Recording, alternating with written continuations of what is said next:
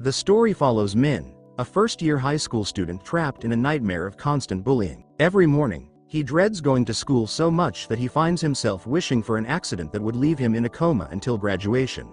When he finally arrives, the situation takes a shocking turn as his classmate, Suk, stands on the rooftop before suddenly jumping, leaving Min haunted by the memories of everything that led to that moment. Not long before, the school's bullies had forced the role of the outcast onto Suk by handing him a stick that marked whoever carried it as the target of everyone's ridicule and abuse. While Min hated watching it happen, fear kept him from standing up to the bullies. After enduring their cruelty for so long, Min secretly felt relieved that the bullies had shifted their attention to someone else. But the story soon reveals what caused Suk to become their next target. Earlier that day, Yan, the most feared and influential student in the class, ignored the teacher by watching a lecture on his phone while she was teaching the exact same topic. When she politely asked him to pay attention out of respect, he mocked her, claiming her lessons were worthless, then continued embarrassing her in front of everyone. That was the final straw for Suk.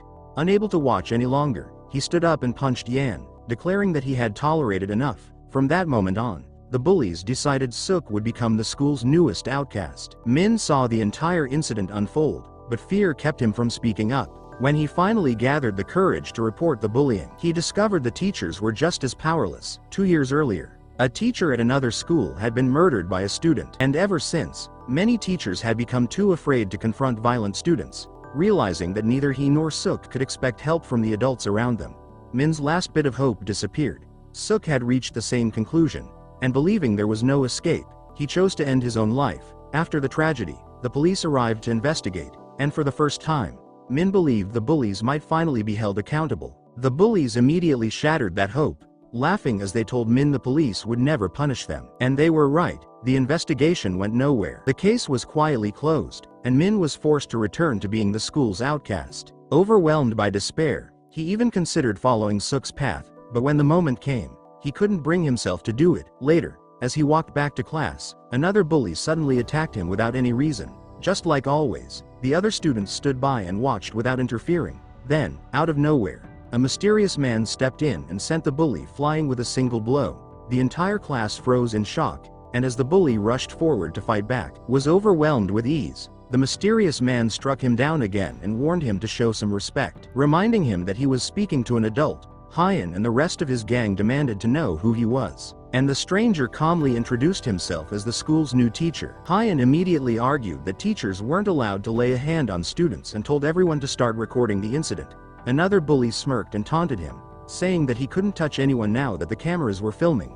Without the slightest hesitation, the new teacher replied that the student had just assaulted him on camera first, then punched him again in full view of everyone, leaving the entire class speechless.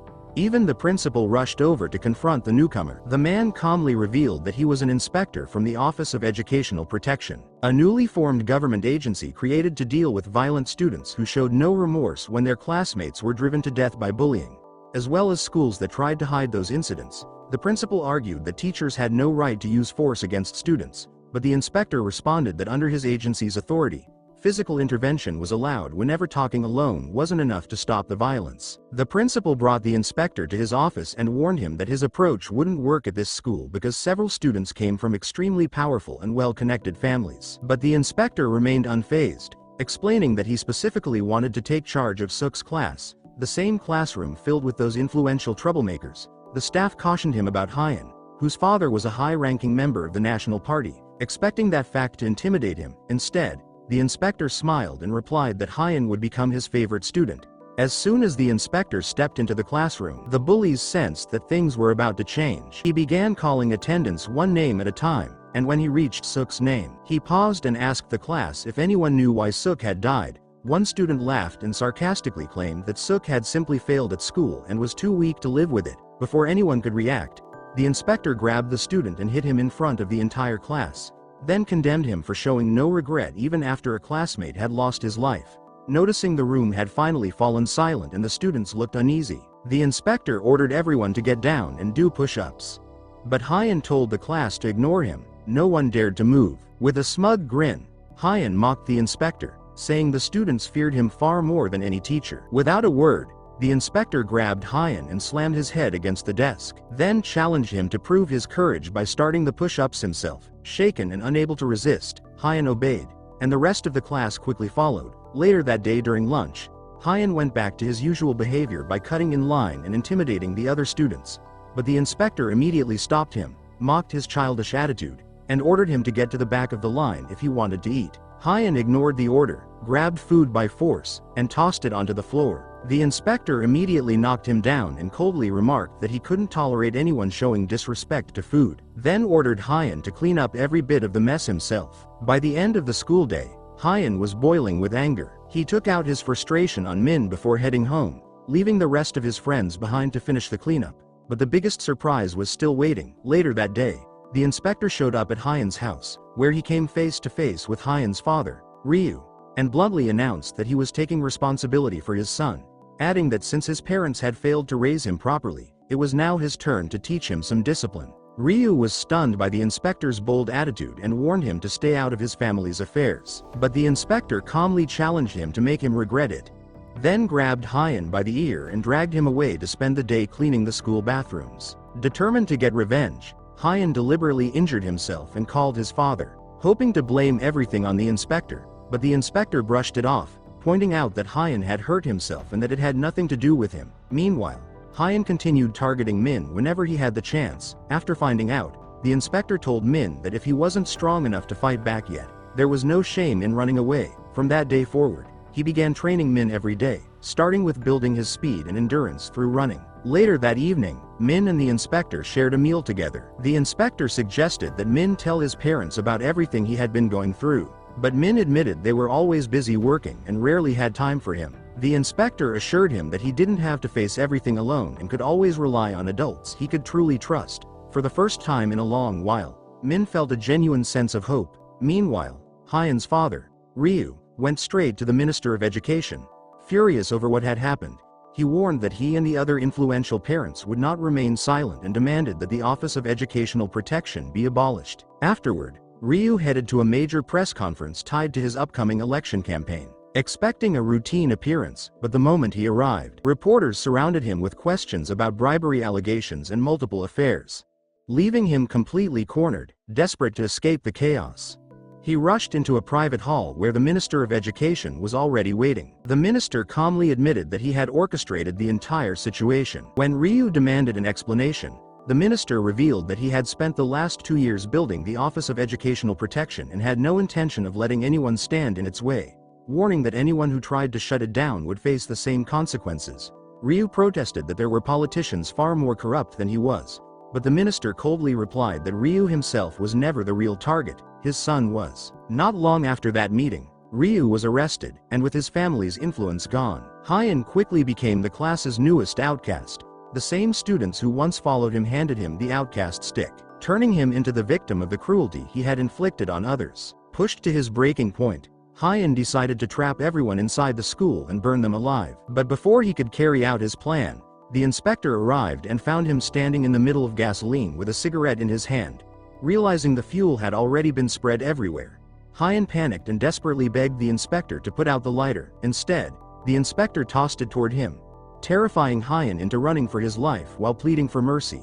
Only after making him experience the same fear he had forced onto others did the inspector put out the flames. The inspector reminded Hayoung that Suk had been just as terrified when he faced death. But after enduring relentless bullying and having every escape taken away, Suk believed he had no other choice. He told Hayoung that no amount of regret could ever bring Suk back, and that the weight of those actions would stay with him for the rest of his life. The truth behind the tragedy was then revealed. Instead of suffering in silence, Suk had once brought his father to the school to report the bullying to the principal, but because of Hayoung's father's political influence, the complaint was ignored. Rather than punishing the bullies, the school advised Suk's family to transfer him elsewhere. They even used their connections to ruin his father's career, leaving the family with nowhere to turn.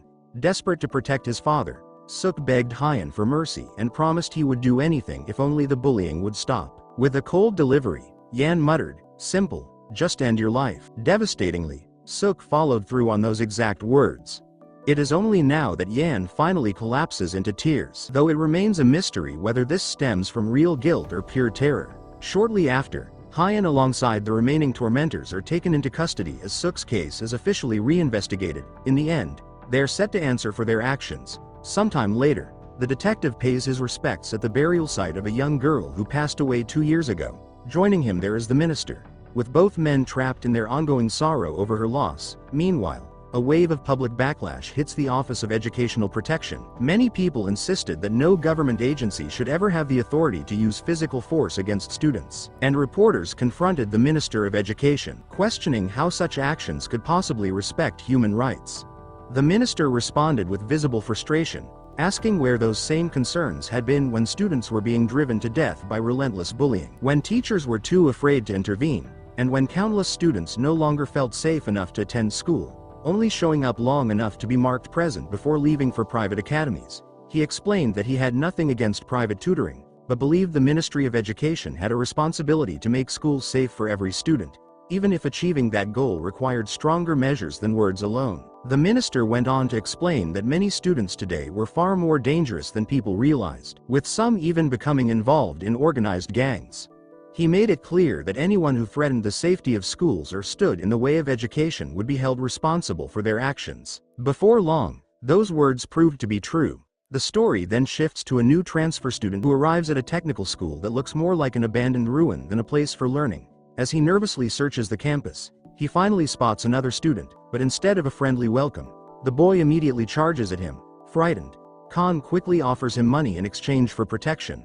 The student takes pity on him and the student warned Khan that this school was nothing like an ordinary school, making the newcomer even more anxious. When Khan finally entered the classroom and introduced himself, he was met by a room full of students who looked more like gang members than classmates. He quietly took his seat, but before he could even settle in, several students shoved him to the floor. Moments later, the entire class claimed they had forgotten their textbooks, completely crushing the teacher's spirit and prompting him to walk out without a fight. The instant the teacher left, the students pulled out makeshift weapons and followed one another into the hallways, heading toward the electrical department, where one student demanded that someone from the design department draw a tattoo across his chest, while elsewhere, the first department. A fight erupts between the second department as students beat each other senseless. Bong, the new student, is left confused by the chaos. His calm classmate, Joe, explains that the electrical and automotive departments are always competing for the attention of their leader. Bong asks who this leader is. Meanwhile,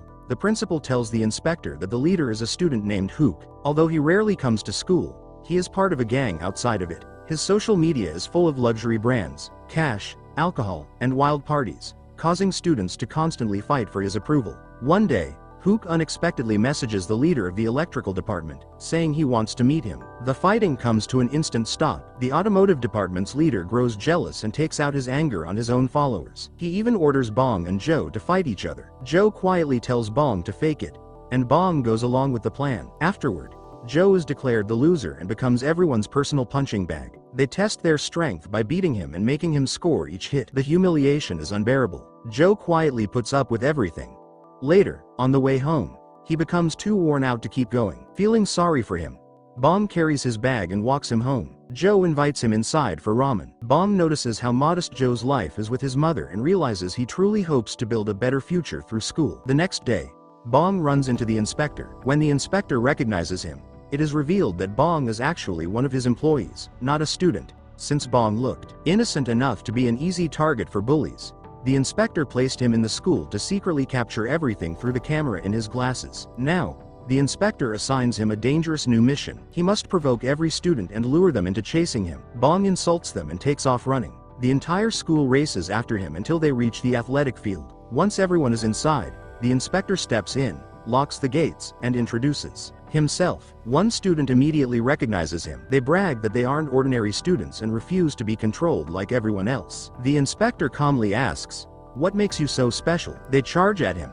Moments later, every one of them is flat on the ground. After that, they obey him like defeated dogs. He announces a strict new schedule packed with classes to make up for everything they missed. When they try to protest, he beats them again. He then brings in a teacher, who can barely believe what she is seeing. Of discipline. When the inspector asks who brought their books, only Joe has one. He tells Joe to write the lesson on the board while the rest copy it down. The students argue that they do not even have pens. Staring at the leader of the electrical department, the inspector replies, Your finger still works, doesn't it? Making it clear that excuses are over. The student slices his finger and writes with his own blood before finding a pen to finish. The others scramble to borrow pens so they can copy the lesson too. Less than 5 minutes later, they look up and they realized the inspector had already wiped the board clean. Time was over, and anyone who failed to finish copying the lesson was punished. The leader of the automotive department finally lost his temper and shouted, "What is this? These classes are useless anyway." The inspector calmly replied, "You know what, you're right. Come on, everyone, let's do some practical work." He then took them to a car and told them to examine it. When they refused, he grabbed the leaders of both departments, threw them into the vehicle, and took them for a smooth, controlled drive that showed what real driving skills looked like. The students were impressed and began to respect him. Unfortunately, the two leaders still learned nothing. They decided to skip school and complain to Hyuk instead. The problem was that they had no way to reach him. While searching Bong, they found something that could help and forced him to come along. They eventually met Hyuk and told him everything about the inspector. That night, when the inspector asked where they had been, they returned with smiles on their faces. They confidently declared that the inspector was done for and that his days were numbered now that Hyuk had stepped in. Soon after, Hyuk arrived on his motorcycle, making a dramatic entrance. Honestly, he looked far too old to be a student. Without hesitation, he charged straight at the inspector. The inspector revealed that he had purposely set a trap to draw Hyuk out. At first, it seemed like Hyuk might actually win. He even managed to slam the inspector to the ground. The students were convinced it was over. He proudly told them, "If anyone gives you trouble, just come to me. I've got all of you covered." The students were ready to cheer his name when another voice suddenly joined in. It was the inspector chanting as well. Everyone went silent. Then the inspector got back on his feet and stopped holding back. This time, he struck Hyuk with full force. The students were left completely terrified. Meanwhile, the minister was in a meeting with another politician, where they criticized the inspector, arguing that he wasn't qualified for the position because he used to be a soldier. They questioned what military experience had to do with education. The minister replied, "Look at students today. Do you really believe ordinary teachers can control them? These kids have turned into monsters. To discipline monsters, you need someone who can fight them." At that moment, Hyuk called his gang for backup, and they showed up right away. He thought help had finally arrived, but everyone watched in shock as the inspector easily defeated them as well. Afterward, they begged for mercy and apologized over and over. The inspector told them not to apologize to him, but to Joe instead. At first, Joe acted like it didn't matter, but then he suddenly burst into tears. Everything they had put him through had deeply hurt him. The inspector told them that if they had no interest in studying, they were free to leave school, but they had no right to waste the time of students who wanted to learn. Their classmates' time did not belong to them. Later, the minister held a press conference and highlighted the progress at Khan's school. He also announced several new rules, including a ban on tattoos for students. Tattoos were no longer allowed, and students with them would be required to have them removed. Anyone who joined a gang would be prosecuted as an adult instead of being protected by juvenile law. Motorcycles and smoking were banned as well. The changes had a huge impact, and life at Khan's school improved dramatically. For the first time, Joe was able to study alongside his classmates in peace. The minister and the inspector were pleased with the results.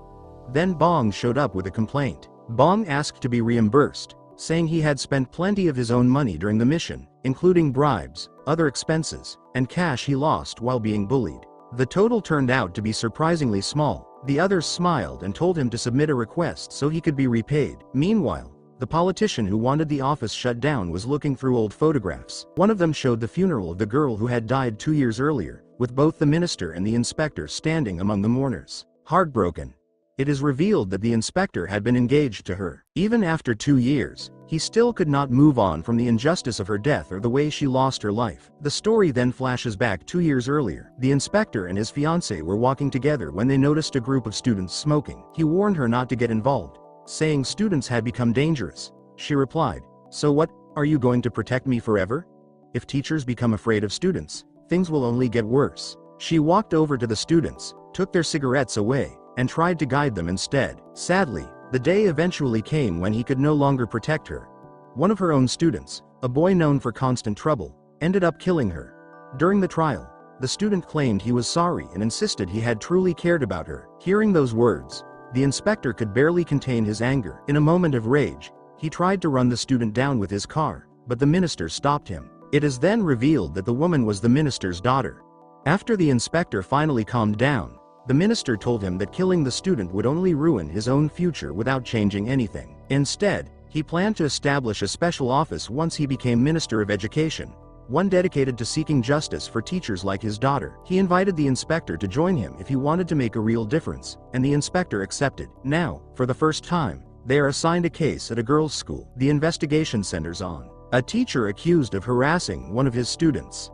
The student posted a video online making the accusation, and not long afterward, the teacher took his own life. The alleged victim was no ordinary student. She was a well-known Instagram influencer with over 600,000 followers. Bong admits he is concerned about handling the case because of her massive popularity and the attention it could bring. The minister responds, "What exactly are we afraid of? Isn't it enough that an innocent teacher was driven to his death?" The story then reveals why. They are confident the teacher was innocent. The famous student was often distracted during class and spent most of her time live streaming. One day, her teacher took away her phone. Seeking revenge, the girl posted an edited video that made it appear as if the teacher was cutting another student's hair. The internet quickly turned against the teacher. When questioned, the teacher explained that she was only trying to help the student, not harm her. Almost no one believed her except one colleague, who promised to clear up the misunderstanding. With Yun, he called her to his office and confronted her, saying he had seen her editing the video and knew she had deliberately framed the teacher. Yun denied everything. He advised her to remove the video and try to change her behavior. He was confused because her school records showed she had always been an outstanding student with no previous problems with teachers. So what had caused this sudden change? Yun simply smiled coldly and left. She then messed up her clothes and appearance, recorded a video, and falsely accused him of assaulting her. The entire country was outraged, and even his wife called. To verify if the rumors were true, online vigilantes dug into his background, unearthing every detail of his private life and tracking down the specific schools his young kids went to. Content creators constantly swarmed his residence, recording footage to publicly shame him. Unable to cope with the relentless pressure, the man ultimately lost his life. Did the public show any compassion following the tragedy? Absolutely not. In fact, several individuals showed up at his funeral just to live stream, claiming his passing didn't absolve him of his alleged actions. Deeply shaken by the situation, a teacher named John confronted Yun, pleading with her to reveal the actual truth, as there was simply no way the instructor could had harmed her. Yun started crying and said, "Why would I make something like this up?" It was then revealed that she was live streaming the entire conversation. She told her followers, "Fine, everyone, I'll post a clarification because the teacher is pressuring me." The public immediately began attacking John too. To settle the situation, the principal called Yun into his office and asked what she wanted. She demanded that John replace the previous homeroom teacher for their class. When John arrived, the students quickly became suspicious, thinking she had brought him in to get revenge for what happened. In their minds, Yun was still the victim, and everything that happened was because of her actions. After completing the report, Bong asked what his part in the mission would be. The others jokingly suggested that he disguise himself as a female student, which horrified him just to imagine.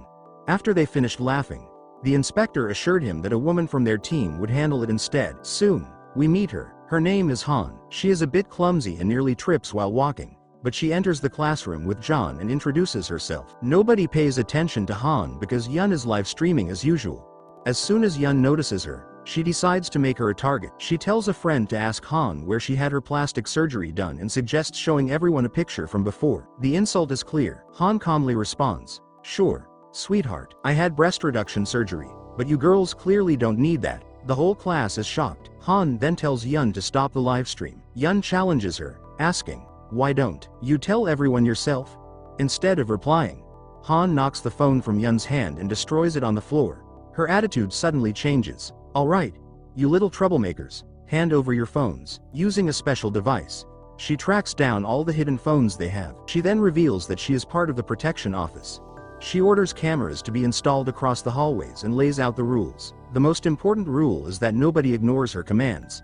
At the same time, the inspector introduces himself to the teachers and tells them that anyone who has been mistreated by students should come forward. The principal immediately insists that their students are perfect angels, but the inspector clearly does not believe him. Han starts putting the girls through intense training exercises.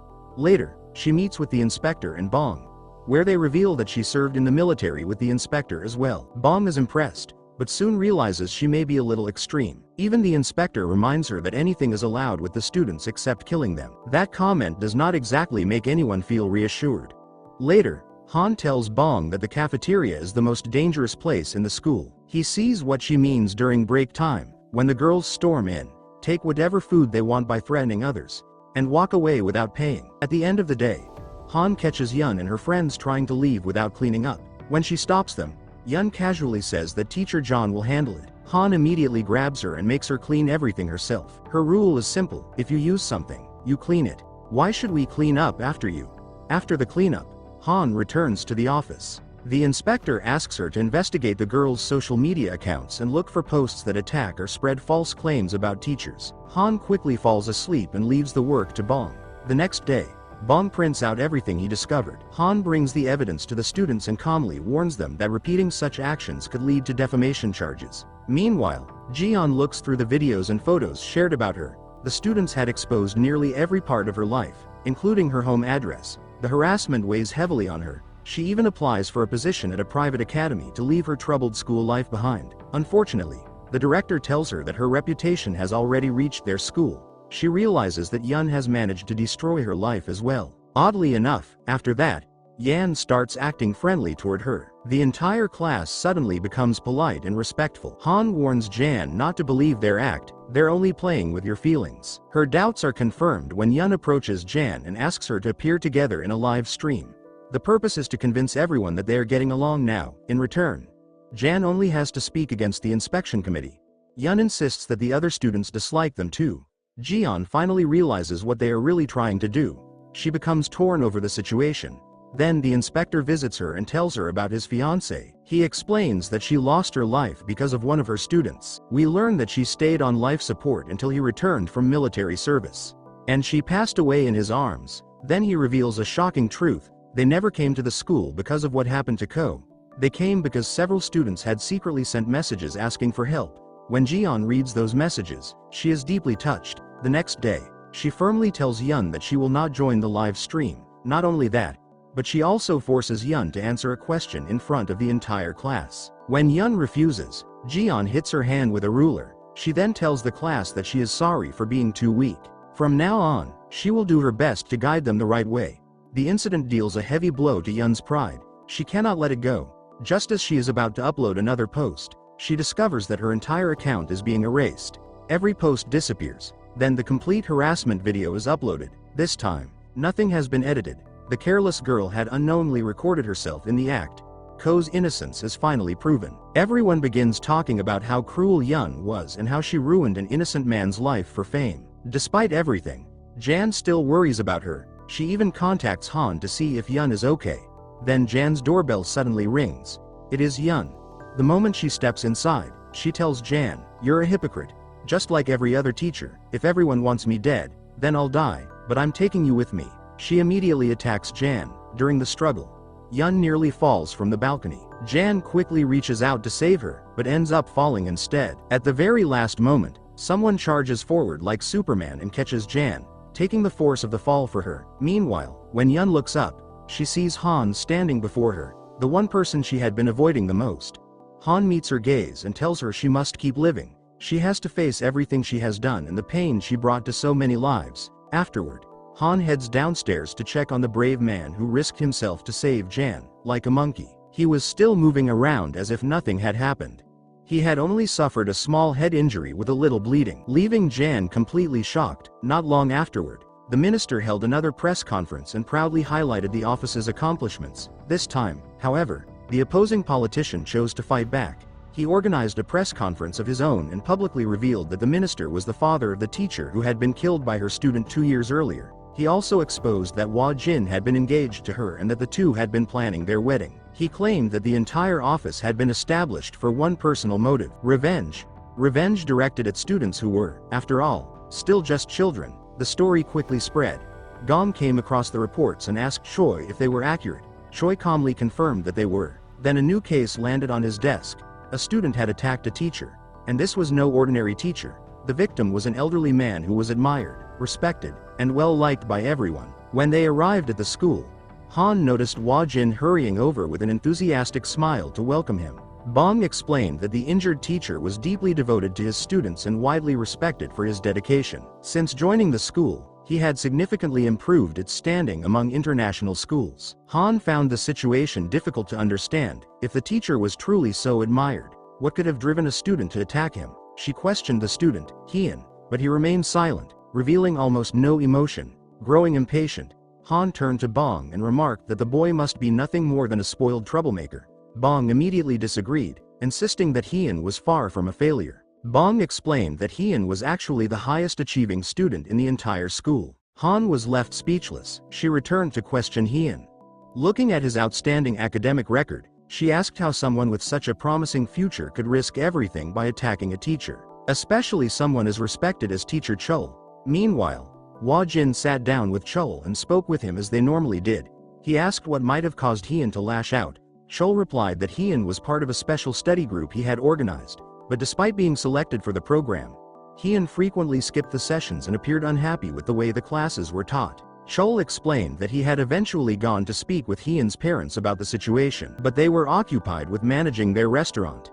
So he decided not to trouble them any further. Not long after that, Hyun suddenly attacked him. Meanwhile, Hyun finally shared his side of the story with Han. He said that Chol had unexpectedly visited his family without any clear explanation. Soon afterward, the payments for his academy tuition stopped. He later learned that his parents had fallen into financial hardship after someone reported their restaurant for building code violations. Because of the financial strain, he was forced to leave the academy and continue his education through private tutoring. Chol noticed the change in Hyun's situation and asked for the name of his private tutor. Soon afterward, the tutor informed Hyun that he could no longer continue teaching him because he wanted to focus on his own future and prepare for university. From Hyun's point of view, these events did not seem like mere coincidences. He became convinced that Chol was behind everything.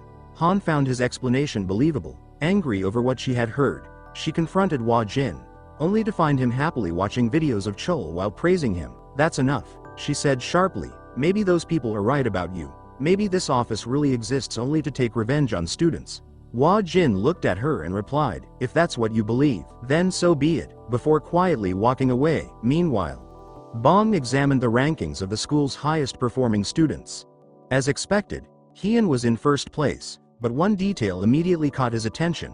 The next 10 students on the list all attended the same academy. Curious, he visited the academy while pretending to be a student. The staff refused to let him inside and nearly discovered that he did not belong there. Fortunately, Joe arrived at the right moment and greeted him, helping him avoid suspicion.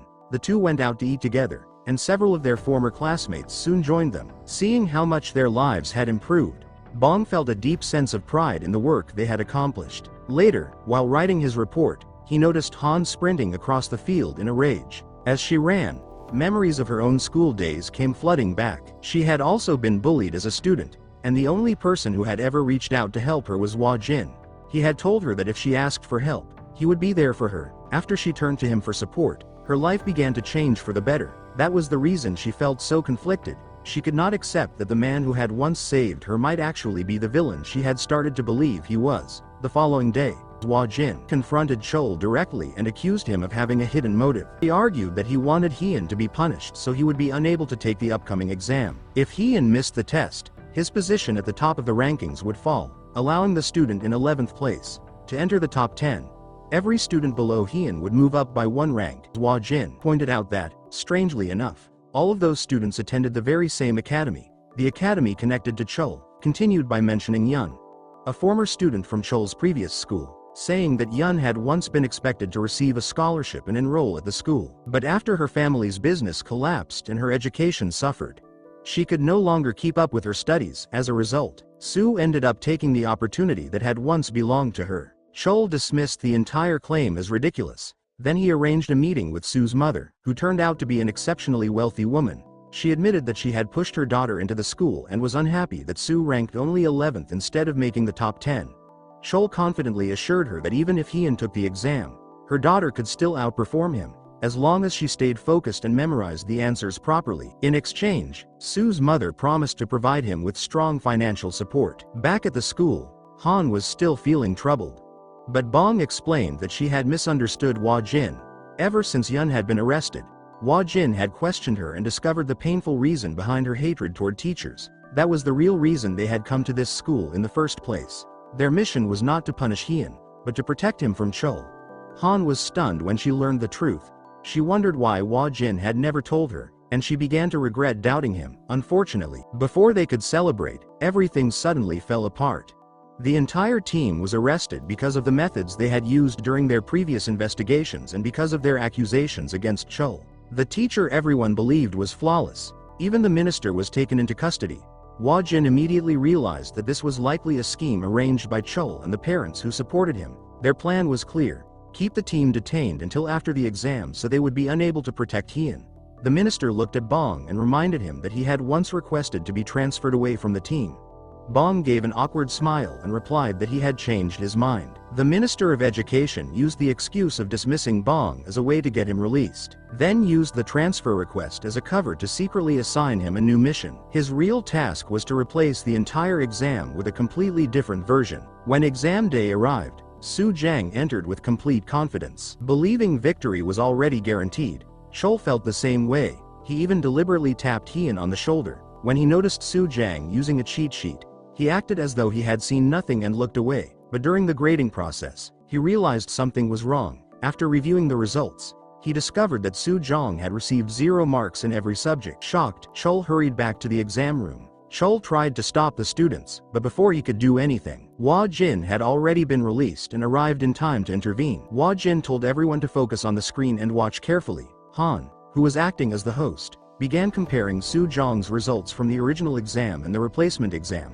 With the old version of the test, she had scored a perfect 100, but when she took the new version with the questions rearranged, her score immediately dropped to 0, proving that she had only succeeded because she had cheated. They then revealed video and audio recordings of the conversation between teacher Chol and Soo-jang, exposing the truth and leaving him completely embarrassed in front of everyone for his actions. Meanwhile, the Minister of Education was being questioned by other lawmakers, who accused him of abusing his position for personal revenge. They even brought up the past incident where Hwa-jin had deliberately driven his car toward the person responsible for his wife's death years earlier. Despite the accusations, Minister Choi remained calm and composed, choosing to ignore their attacks and let them continue speaking. When the moment was right, the minister finally stood up to speak. Instead of responding to the accusations against him, he began exposing the scandals connected to teacher Chol, revealing allegations that included leaking exam questions, mistreating students, and working with the wife of a congressman to buy and sell school positions. Mr. Choi then released a list of parents who had cooperated with Chol to purchase grades for their children.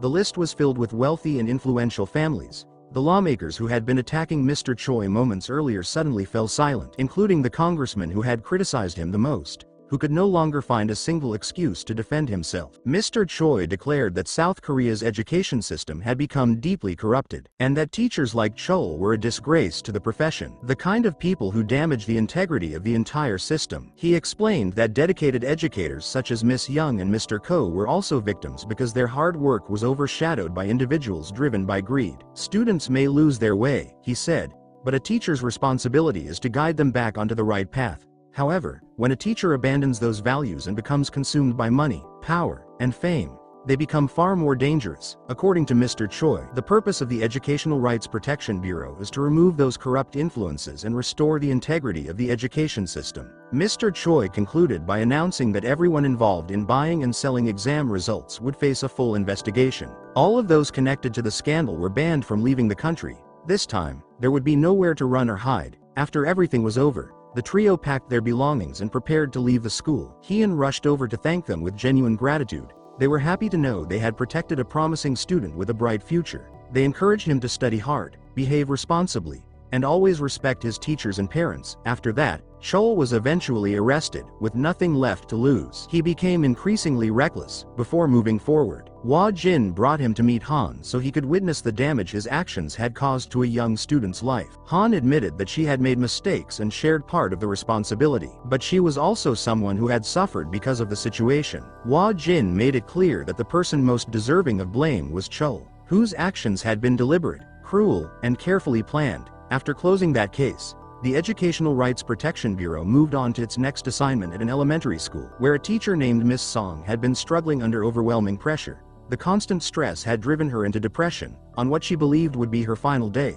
she carefully decorated her classroom, hoping to leave one last meaningful gift for her students. Soon after, she sent a farewell message to her mother from her phone and prepared to take her own life. Fortunately, the counselor arrived just in time to rescue Miss Song from the brink of despair. She then had Miss Song take a mental health assessment, which revealed her emotional state to be incredibly unstable. Once the school day ended, The counselor sought her out to deliver the news of her work suspension. While a colleague found the decision highly unfair, Miss Song herself felt only a deep sense of relief, as if she were finally being set free. It leaves one to wonder what dark secrets are hidden within those school walls to leave her so deeply haunted. It turned out that Miss Song's mother was the one who reached out to the Educational Rights Protection Bureau for assistance. She had accidentally stumbled upon her daughter's diary, uncovering the immense pressure she was quietly enduring. The counselor advised Miss Song to focus entirely on resting and recovering, yet she still couldn't shake her worry over her students. The counselor assured her not to fret because another teacher would step in to care for them. Miss Song still feared the replacement might buckle under the same stress and spiral into depression, but the counselor told her to rest easy because the new teacher is truly one of a kind, and that person is Woo Jin. Today, he attempted to dress in a cute outfit so he wouldn't intimidate the little ones. However, Woo Jin developed a headache the moment he stepped into the classroom because the children refused to listen. Kids at this age are incredibly stubborn and ignore everything completely. No matter how much Woo Jin threatened to punish or reprimand them, it had absolutely no effect. After that, Woo Jin truly began to experience the exhausting daily grind of a nursery school teacher, having to carry each small child to the restroom himself. He was completely worn out, yet the children kept lining up, waiting for their chance. When lunchtime arrived, he rushed around non-stop, serving meals to every child. He worked tirelessly from start to finish, and when he finally grabbed a cookie to satisfy his hunger, he barely had a moment to enjoy it. A little girl asked him to make an origami frog. His first reaction showed a hint of frustration, which upset the girl and brought her to tears. Feeling guilty, he carefully folded an impressive origami frog just for her. Once the other children noticed their classmate's new paper toy from the teacher, they all wanted one too.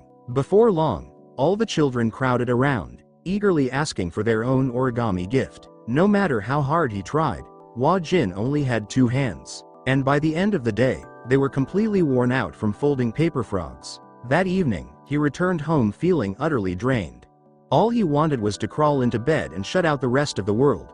He never imagined that looking after young children could be so physically and mentally exhausting. Later that night, he opened Miss Song's diary and began reading. He discovered how much effort she had poured into preparing for her very first class. She always treated every student with the same love and care she would give her own family. Among the children in her classroom, there was a student named Woo Jin. He was a quiet child who rarely spoke and always seemed lost in his own thoughts. Whenever the teacher called on him to answer a question, he stayed silent without any response. Even so, she never criticized or pressured him. Despite her patience, the boy's mother believed the teacher was damaging her son's confidence. After connecting with her on social media, the mother began sending constant complaints and criticism every single day. No matter how much effort the teacher put into helping Woo Jin, nothing was ever good enough for his mother, for reasons no one could understand. Miss Song found herself dealing with one of the most difficult parents imaginable, facing endless negative messages and complaints day after day. The messages slowly changed from polite conversations into harsh insults and constant attacks. Even so, the teacher chose to endure them, hoping to avoid more conflict and simply keep her job. She convinced herself to ignore the hurt until she no longer reacted to the endless criticism. But one day, everything changed. While having a meal with friends, she shared a few photos on social media.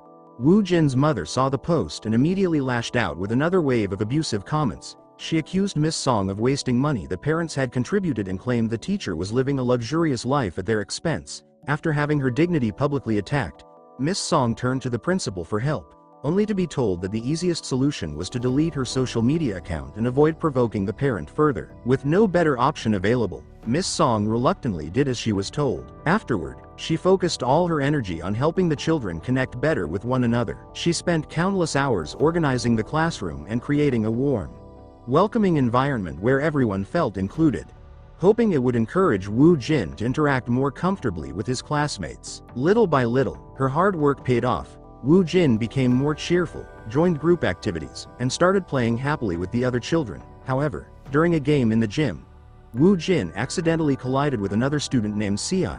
For reasons no one fully understood, he suddenly lost his temper and became physically aggressive, lashing out at his classmate and throwing anything he could get his hands on, leaving Chae with a badly swollen and injured face. After the incident, both children's parents were asked to come to the school. Despite seeing her son hurt, Chae's mother remained calm and understanding. She didn't blame the teacher or accuse the other child. Instead, She explained that children are naturally energetic and accidents are bound to happen while they play.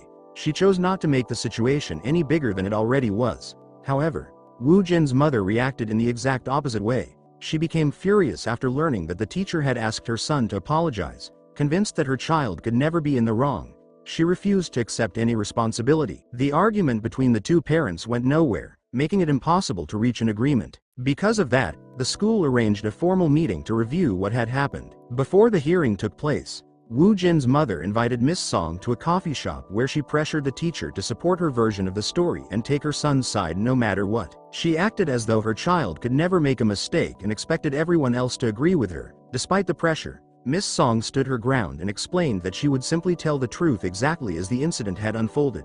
Unwilling to accept that answer, Woo Jin's mother managed to get the teacher's personal phone number, and from that moment on, she began contacting her relentlessly. The harassment never stopped. Every single day, Woo Jin's mother flooded Miss Song with phone calls and abusive text messages. If the teacher answered even a second later than expected, she would immediately be met with shouting and insults. The constant intimidation made it feel as though the parent believed everyone had to obey her demands, no matter the circumstances. The endless calls continued day and night, leaving Miss Song emotionally exhausted and pushing her into a deep state of anxiety and depression. Over time, the relentless pressure took a serious toll on her mental health. Eventually, even the sound of her phone ringing filled her with fear, as if she were constantly being hunted down with no chance to escape. As the harassment continued, Miss Song began suffering from severe insomnia. Her health gradually declined, and the energy and enthusiasm she once had for teaching slowly disappeared. When the school's investigation into the incident was finally completed, it concluded that Woo Jin had been responsible for what happened, but his mother refused to accept the decision. Instead, she tracked down Miss Song's home address and appeared outside her house. Not wanting to alarm her own family, the teacher quietly stepped outside to speak with her, convinced that the outcome had been manipulated. Mrs. Woo accused Miss Song of accepting bribes and intentionally taking CI's family's side. No matter how calmly the teacher tried to explain the truth, there was simply no reasoning with someone who had already made up her mind. No matter how much Miss Song tried to explain the situation, her words made no difference. Mrs. Woo refused to listen and even threatened to bring her husband to the school to confront the teacher. The very next day, Mr. Woo arrived and created a scene. He yelled at Miss Song, shoved her hard enough that she nearly lost her balance, and then pulled his son away from the classroom. The frightening confrontation left the children in tears, and Miss Song could do nothing but comfort them as they cried, while she was simply trying to do her job and earn a living. Woo Jin's parents continued to escalate the conflict. Eventually, Mrs. Woo filed a lawsuit accusing Miss Song of abusing her son, hoping the legal pressure would force the teacher to resign. Mrs. Woo refused to let the matter end and seemed determined to drive Miss Song out of the teaching profession. Despite everything she had already endured, the teacher continued working every day until she was completely exhausted, only to spend her evenings at the police station providing statements as the investigation continued. Before the authorities had even reached a conclusion, Mrs. Woo took things even further. She distorted the events, posted her version of the story online, and accused Miss Song in public. Many people who saw the posts had no knowledge of what had actually happened, yet they quickly believed the accusations. Harsh comments spread across the internet, and countless strangers condemned Miss Song, labeling her as a cruel teacher who abused children without knowing the full truth. Soon, Miss Song was overwhelmed with hundreds of phone calls and messages, leaving her no choice but to switch off her phone just to escape the constant harassment. As rumors continued to spread, many parents became alarmed and refused to send their children to school. Hoping to pressure the administration into taking action, they demanded that Miss Song be dismissed, threatening to withdraw their children permanently if the school refused. After reading through Miss Song's diary, Woo Jin finally understood the emotional burden she had been carrying all along. He realized how isolated she had felt while enduring endless accusations and attacks without anyone truly standing by her. Deeply moved by everything she had experienced, he made up his mind to stand against the parents who had treated her so unfairly. The following morning, Woo Jin walked into the classroom carrying a whistle, ready to put his own plan into action. The whistle quickly proved effective, helping Woo Jin keep the class organized and encouraging the children to behave much better. He also invited students to solve exercises at the board and shared videos of their classroom activities with the parents group. When Mrs. Woo saw the posts, she became furious once again. The following morning, she stormed into the classroom, determined to confront the teacher, but Woo Jin cleverly caught her off guard, causing her to stumble as she stepped through the doorway. Without showing any hostility, he greeted her warmly and pretended not to recognize her reputation. He complimented Woo Jin, calling him a bright and capable student, and the praise immediately pleased his mother, making her attitude soften as Woo Jin continued the conversation. Woo Jin decided to give Mrs. Woo a taste of the same tactics she had once used against Miss Song. After being bombarded with non-stop phone calls and messages for several days, Mrs. Woo became exhausted, losing both sleep and her appetite under the constant pressure. Furious, she marched into the classroom the next morning to confront Woo Jin. Before leaving, she once again warned him that her husband was furious and would not let the matter go. Pretending to be terrified, Woo Jin later sought out Mr. Woo and acted as though he wanted to apologize. He even dropped to his knees, pleading with him not to attack him the way he had treated Miss Song. During the heated confrontation that followed, Woo Jin accidentally pulled Mr. Woo's pants down, embarrassing him in front of the people at his workplace. The public humiliation pushed Mr. Woo into a fit of anger. He tried to attack Woo Jin, but was quickly restrained and warned. After being defeated by Woo Jin, he returned home, still furious, and took out his frustration on his wife. Their heated argument unfolded in front of their young child, unaware of the lasting impact it could have. The following day, Mrs. Woo went to the principal demanding that Woo Jin be dismissed. Instead, the principal defended the teacher and confronted her, saying, "If Woo Jin is your most treasured child, remember that our teachers are also deeply loved by their own families. Stop putting others down just to make your own child seem better." It turned out that Woo Jin had already spoken with the principal ahead of time and convinced her to support him. Furious, Mrs. Woo took her son home, then gathered several parents who wanted to speak out against the teacher. Woo Jin had anticipated her plan. He arrived early, waited for Mrs. Woo, and handed her an official complaint form. He accused Mrs. Woo of mistreating the boy, using the very same tactic she had once used to falsely accuse Miss Song. Before long, the story spread throughout the community. People began avoiding Mrs. Woo because they believed her relentless accusations had pushed the teacher into depression and even caused her to suffer facial paralysis. Meanwhile, Woo Jin secretly used his mother's phone to call Miss Song because he missed her. As soon as she heard from him, Miss Song hurried back to the school. On her way there, Mrs. Woo spotted her and immediately drove after her, recklessly chasing her without any concern for the danger. When she reached the school gate, Woo Jin stepped in and blocked her path. Enraged, Mrs. Woo threatened that her nephew worked at the Educational Rights Protection Bureau and claimed she would have both Woo Jin and Miss Song sent to jail. Woo Jin calmly showed his official badge and revealed that he was an inspector with the Educational Rights Protection Bureau, telling Mrs. Woo that he would be more than happy to handle her complaint personally. He then escorted her into the classroom. Inside, Miss Song was happily spending time with Woo Jin. The boy sincerely apologized for all the trouble his mother had caused and for making his teacher suffer. Knowing that none of it was the child's fault, Miss Song treated him with nothing but kindness. Woo Jin reminded Mrs. Woo that she should have faith in both her son and his teacher. Even though Woo Jin was still young, he was old enough to recognize the people who genuinely cared about him. In the end, justice finally prevailed, even if it came a little later than it should have. Mrs. Woo's trial finally began. During the proceedings, the judge explained the serious consequences of using the role of a parent to harass and intimidate a teacher, mentally or physically. The court stated that such actions could result in several years of imprisonment along with fines reaching up to 30 million. Soon afterward, the Minister of Education held a public press conference. He announced that all future reports involving suspected child abuse or violations within schools would be investigated directly by the Educational Rights Protection Bureau, with inspectors sent to examine each case on site. He also emphasized that the Department of Education would stand behind teachers and provide stronger protection while ensuring every complaint was handled fairly. The new measures were designed to protect innocent teachers from false accusations and unfair treatment while they carried out their work. The announcement also included a heartfelt apology to the educators who had suffered, and to those who tragically lost their lives before justice could be served and before the Educational Rights Protection Bureau was created. Later that evening, Woo Jin opened his late wife's diary once again. Among its pages were many entries about the student who would eventually become responsible for her death. As he read, old memories resurfaced, bringing him back to the days he spent with Da-hee during a life filled with loneliness and being left behind. Da-hee was the one person who never walked away. To him, she had been a rare light that brightened even his darkest moments. As Woo Jin sat quietly looking through old photographs and thinking about the people he had lost, the silence was interrupted by the sound of the doorbell. Standing outside was Mr. Choi. The moment he stepped inside, he grumbled about how dark the house was and immediately switched on every light he could find. He joked that anyone living alone should keep their home as bright as possible.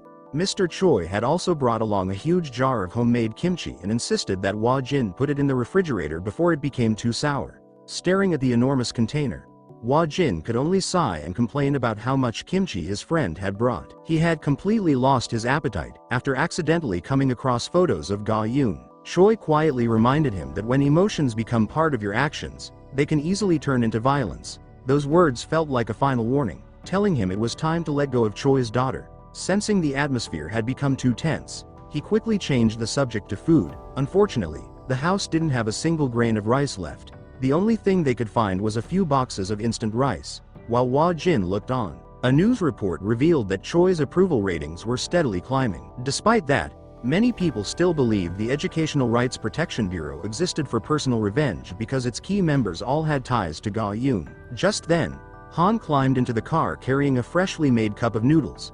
Woo Jin wondered why she hadn't gone home for a proper meal. Han laughed and explained that by the time the noodles finished soaking and she got home, they would be ready to eat. He suggested taking her out for a meal instead, but Han joked that eating with the boss felt more like unpaid overtime than dinner. Meanwhile, they noticed a group of teenagers scouting for a car they could steal. Han reached for her phone to report them, but Woo Jin stopped her before she could make the call. The two got out of the vehicle, leaving Bong sitting alone in the back, feeling completely powerless. When Woo Jin spotted the teens trying to force a girl into a car, he immediately stepped in to stop them. Instead of giving up, the teens sprayed him with water and slammed on the gas to escape.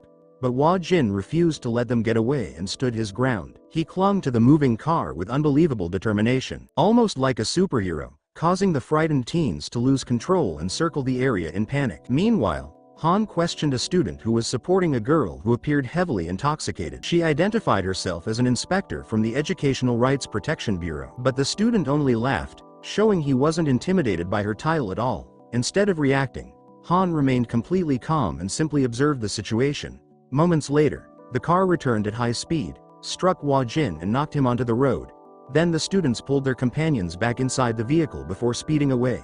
Woo Jin quickly got back on his feet and immediately chased after them. Woo Jin jumped into his car and took off after them, leaving Han behind. The teenagers continued driving recklessly, treating the chase like an exciting game. Every time they weaved past another vehicle, they celebrated and cheered. When Woo Jin started gaining on them, they even launched fireworks toward his car in an attempt to force him back. Despite facing several dangerous moments, he skillfully avoided every attack and refused to give up the pursuit.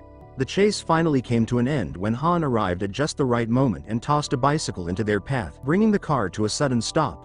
When they asked the suspects their ages, both were stunned to learn the kids were only 14 years old. Once everyone reached the police station, the situation became even more frustrating. The girl who had been with them was found to have consumed 3 bottles of alcohol. When Han asked whether she had been bullied, both she and the teenagers insisted they were simply friends. Even after the police listed every offense they had committed, including theft and driving without a license, the teens only laughed because they believed their age protected them from serious punishment. When their homeroom teacher arrived to take responsibility for them, their disrespectful attitude didn't change at all. The teacher repeatedly apologized, admitting he had no control over his students. But Woo Jin realized the real issue went far beyond the teacher's ability to manage the class. After listening to the report, Choi couldn't understand why Woo Jin and Han had struggled to deal with the teenagers. But once he witnessed how unruly they really were, he decided to send both of them to the school to investigate the situation firsthand. On their first day there, Woo Jin found Minong being harassed by the same group of troublemakers who pretended to be his friends. He immediately stepped in, stopped the confrontation, and ordered the student to return to class. When he introduced himself as an inspector, the delinquents responded with nothing but mocking and disrespectful stares. Meanwhile, Han wasn't having any better luck on her side. She tried asking the students about the bullying, but every one of them denied knowing anything. No one was willing to speak up, sensing that something wasn't right. Han asked Bong to investigate Juin more closely. As Bong gathered information, he discovered that Juin wasn't actually part of the troublemaking group. What made the situation even stranger was that Juin had shown up at school earlier that day, then suddenly vanished without anyone noticing. Convinced that something bad had happened, Han believed she was being held somewhere. While searching through several photos, she noticed a suspicious detail near the gym area. The two of them rushed to a separate building behind the school. Unable to find the key, Han asked Bong to force the lock open. Just as they suspected, Juin was trapped inside. After bringing her to the infirmary, Juin continued insisting that no one had bullied her. Even so, Han quickly spotted several inconsistencies. Although everyone claimed she had been drinking, she showed none of the usual signs of intoxication. While searching through her backpack, Han discovered an unfamiliar drug. Ji-hoon claimed the pills were nothing more than supplements, but her reaction changed the moment Han offered to take one herself. That was when the truth finally began to surface. It all started when Ji-hoon wanted to lose weight. Dong exploited her insecurity by introducing her to so-called rapid weight loss pills. At first, he gave her a few for free, but before long she became completely dependent on them. As her addiction grew, she was willing to spend huge amounts of money just to get more. Once her money ran out, she was forced to work for Dong's group in exchange for the drugs. As time passed, the abuse became more frequent and the violence only grew worse. Eventually, Ji-hoon found the courage to report everything to the police. Unfortunately, the case lacked enough strong evidence, and because the students involved were still minors, they were released shortly afterward. Their return to school turned into a nightmare for the victims.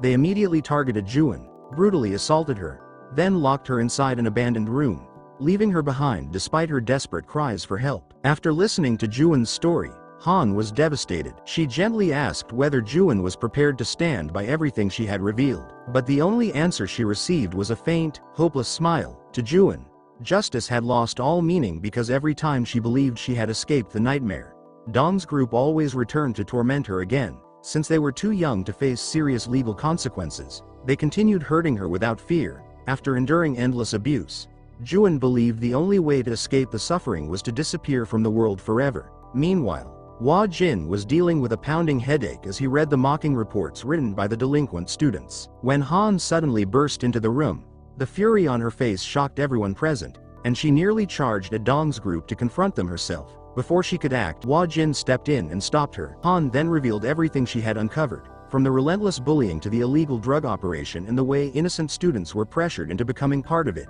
Even after hearing these serious accusations, Dong's group remained unfazed. The group continued acting with complete defiance, fully aware that they were still too young to face serious criminal punishment. They openly boasted that they would keep committing the same crimes until they reached the age where the law could finally hold them accountable. This time, however, things didn't go according to their plan.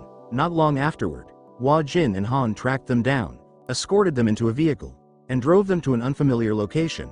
As the massive iron gates slowly opened, the students were stunned to find themselves standing outside a juvenile detention center. The moment Dong's group entered the facility, they were put through a strict intake process that felt more like military training. Their personal belongings were taken away, their heads were shaved, and every comfort they were used to disappeared within minutes. As they were escorted toward the holding cells, the other detainees loudly welcomed the newcomers, making it clear that life inside would be nothing like the world they had left behind. Even after arriving, the students refused to change their attitude. They mocked the people watching them and acted as if nothing could touch them. Once they returned to their room, Jin introduced Han as the person responsible for teaching them discipline and making sure they followed the rules. What they didn't expect was how harsh Han's methods would be. From that day forward, anyone who refused to study or complete training quickly learned to fear Han's name. Long hours under the blazing sun, endless laps around the yard, and non-stop cleaning became part of their daily routine. Even mealtime turned into another challenge for Dong's group. Once again, Dong's group became the center of attention. Jin announced that the younger detainees would be served first. So despite the irritated stares from the other inmates, the students were moved to the front of the line. The special treatment didn't end there. Every sausage in the cafeteria was placed on their trays, while everyone else received little more than kimchi and vegetables.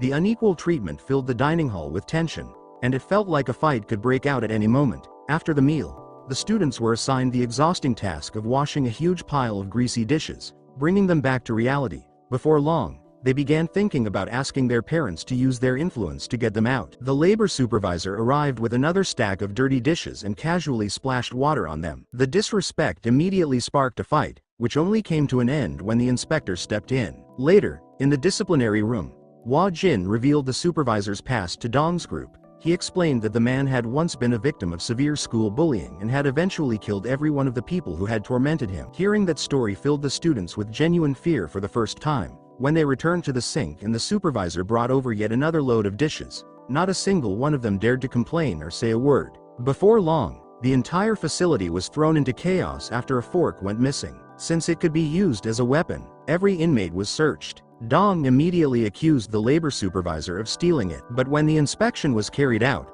The fork was nowhere to be found. As soon as the inspector walked away, the labor supervisor slammed Dong against the wall and gave him a chilling warning. He told him that he had already committed the worst crime imaginable and had nothing left to lose, meaning he could kill Dong without hesitation. For the first time, Dong experienced the same fear and helplessness that his own victims had endured. Fortunately for Dong, Jin arrived before the situation turned deadly and stopped things from going any further. Outside the detention center, the students' parents had gathered in protest, demanding answers. As soon as Choi's car pulled up, they surrounded it and angrily questioned why their children had been sent to the facility. Choi calmly explained that the students were there because of the crimes they had committed. When the parents argued that they should have been consulted first, he responded by asking whether any of them would have willingly agreed to send their own child there. The heated confrontation continued until Choi announced that they would be allowed to see their children the following day. The family meeting quickly dissolved into tears and desperate pleas. The parents begged for forgiveness on behalf of their children and demanded that they be released,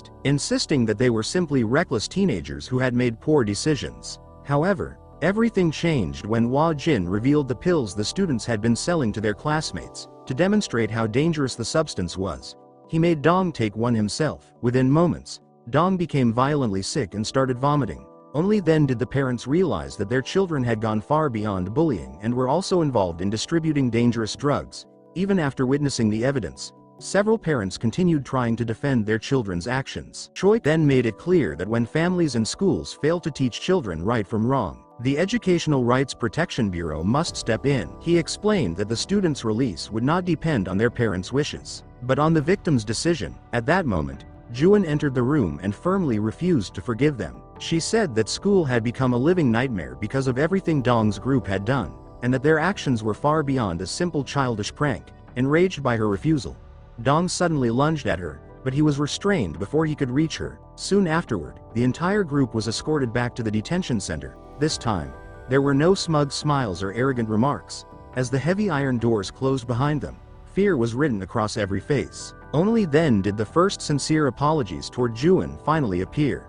Afterward, Jin met with the labor supervisor to thank him for helping carry out the plan. As a small gesture of appreciation, he handed the man a can of soda. The simple gift meant more than anyone expected. The supervisor admitted that he had agreed to help because he never wanted anyone else to become the kind of person he had turned into after years of being bullied. Just when it seemed that everything was finally over, a new incident unfolded. A mysterious inmate approached Dong and spoke about the powerful figure controlling the drug operation. The stranger warned that the organization's secrets had to remain buried at all costs. Before Dong could even understand what was happening, a knife was driven into his stomach in full view of everyone. The violent fight inside the detention center was brought under control within moments as the inspectors rushed in. Everyone involved was separated and taken away for questioning. Jin immediately asked about Dong's condition and learned that the stab wound was serious, but fortunately it was not fatal. He instructed the staff to report back to him as soon as the attacker had been questioned. However, before being taken away, the suspect suddenly turned back and mentioned Ga-yoon. He then dropped to his knees, broke down in tears, and repeatedly expressed deep regret for everything he had done. Claiming he would carry that guilt for the rest of his life, the display seemed completely genuine. Yet the moment Jin walked away, the man stood up, wiped away his tears, and his expression instantly became cold and emotionless, as if nothing had happened. During the drive back, Bong unexpectedly asked Jin whether he was a Buddhist. The sudden question caught him off guard, and he wasn't sure how to respond. Every time Ga-yoon's name came up, it stirred complicated emotions within him. The emotions inside Jin felt like a bomb ready to explode. And Bong understood that feeling all too well. Even so, he praised Jin for making the right choice when forced to choose between two paths. One path was staying by Ga-yoon's fiancée, while the other was fulfilling his duty as an inspector for the Educational Rights Protection Bureau. Embarrassed by the compliment, Jin jokingly leaned his head toward Choi and asked for a congratulatory pat on the head like a child. Instead, Choi told him to get lost. The two continued teasing and arguing during the ride back, even joking about going out for drinks, which helped ease the tension after everything that had happened.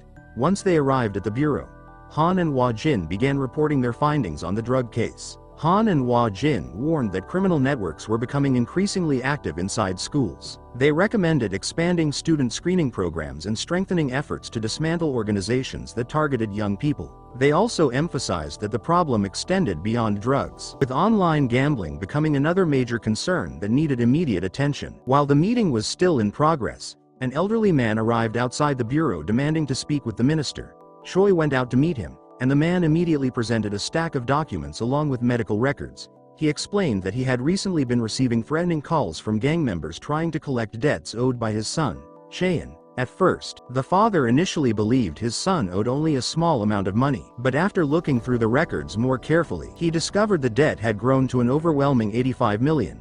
The nightmare had started with online gambling. Each time the family paid off what they owed, Chae promised he would quit for good, but whenever gambling advertisements appeared on his phone, he couldn't resist returning. With every relapse, the debt grew even larger. Eventually, the collectors even showed up at his father's workplace, demanding payment and assaulting him in front of his co-workers. The desperate father admitted that he had tried everything to save his son, from professional counseling to traditional superstitious remedies, but nothing was able to break Chae's gambling addiction. Now his son had disappeared without a trace, leaving him unsure whether he was even still alive. After hearing the entire story, Choi decided to personally take on the investigation. As part of the operation, Bong went undercover at the school as a transfer student. On his very first day, he was seated beside Jong Bin, a student believed to have ties to the gambling network. When the teacher asked if anyone knew where Chae had gone, the classroom fell silent. The entire class shook their heads, pretending they knew nothing about Chae's disappearance. But the atmosphere changed the moment the final bell rang. As soon as classes ended, nearly every student pulled out a phone and began playing the same online betting games that had trapped Chae. During the investigation meeting, Bong revealed a disturbing discovery. More than half of the students at the school were already involved in this form of online gambling. What looked like harmless mobile games on the surface was actually part of a highly organized criminal operation designed to lure teenagers into gambling. Investigators discovered that the gambling network operated like a professional loan shark system, trapping children as young as 9 years old. What often began as a small debt could quickly snowball into hundreds of millions through hidden fees and constant betting. To learn more, Bong continued blending in as an ordinary student. When Jong Bin bragged about a huge win and invited the class out for a meal, Bong went along to avoid raising suspicion.